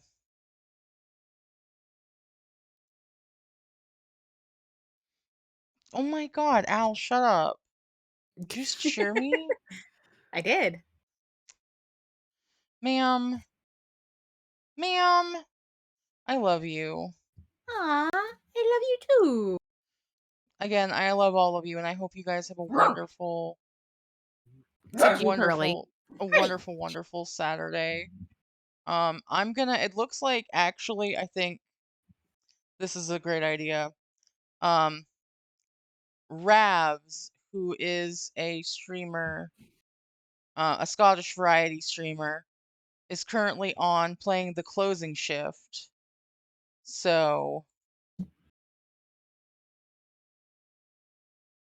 Archie, just, hi mom. Oh my god, everybody stop with the bits. You're making me blush. That's what we're here for. Yeah, whew, whew, well, we're ending now. Stop. I'm You gonna only get cry. 4. I'm gonna cry. Y'all need to cut it out. I should have just given 1. That'd be even funnier. That is funny. 1. But yeah, Ravs is currently playing the closing shift, Spooky Starbucks. Which, again, there's a lot I can say about that. We're gonna do this. We're gonna raid Ravs. Thank you guys again so much for all your love and support and visiting and hanging out with the Bosom Baddies while we talked about spooky shit. And we will see you next Saturday for another spooky Saturday. Please stop cheering me bits. Oh. Never. Cheer you more bits? Okay. No, please stop. Oh, I'm gonna cry. Don't do it. Too late. But yeah, we're probably gonna continue our For the King at some point next week. If you ladies are up for it. Yeah. But yeah, we're gonna go ahead and get this raid on. Again, love you guys. Please stop. Oh my god, you're making me nervous. I keep getting the alerts and it's just like crazy to me. But yeah, we're gonna go ahead and raid. Oh my god, please. Please stop hurting me. Keep getting The like love, it hurts. I the can't love deal with hurts. its It positive hurts me. emotions. I don't need emotions, but we're gonna go ahead and raid. I love you guys. Thank you again. And if you're a part of the Shadow Guild, we'll see you for community night tonight, 9 p.m. Eastern Standard Time. What are we Let's get playing? this raid. We're gonna find out. Let's raid. Woo!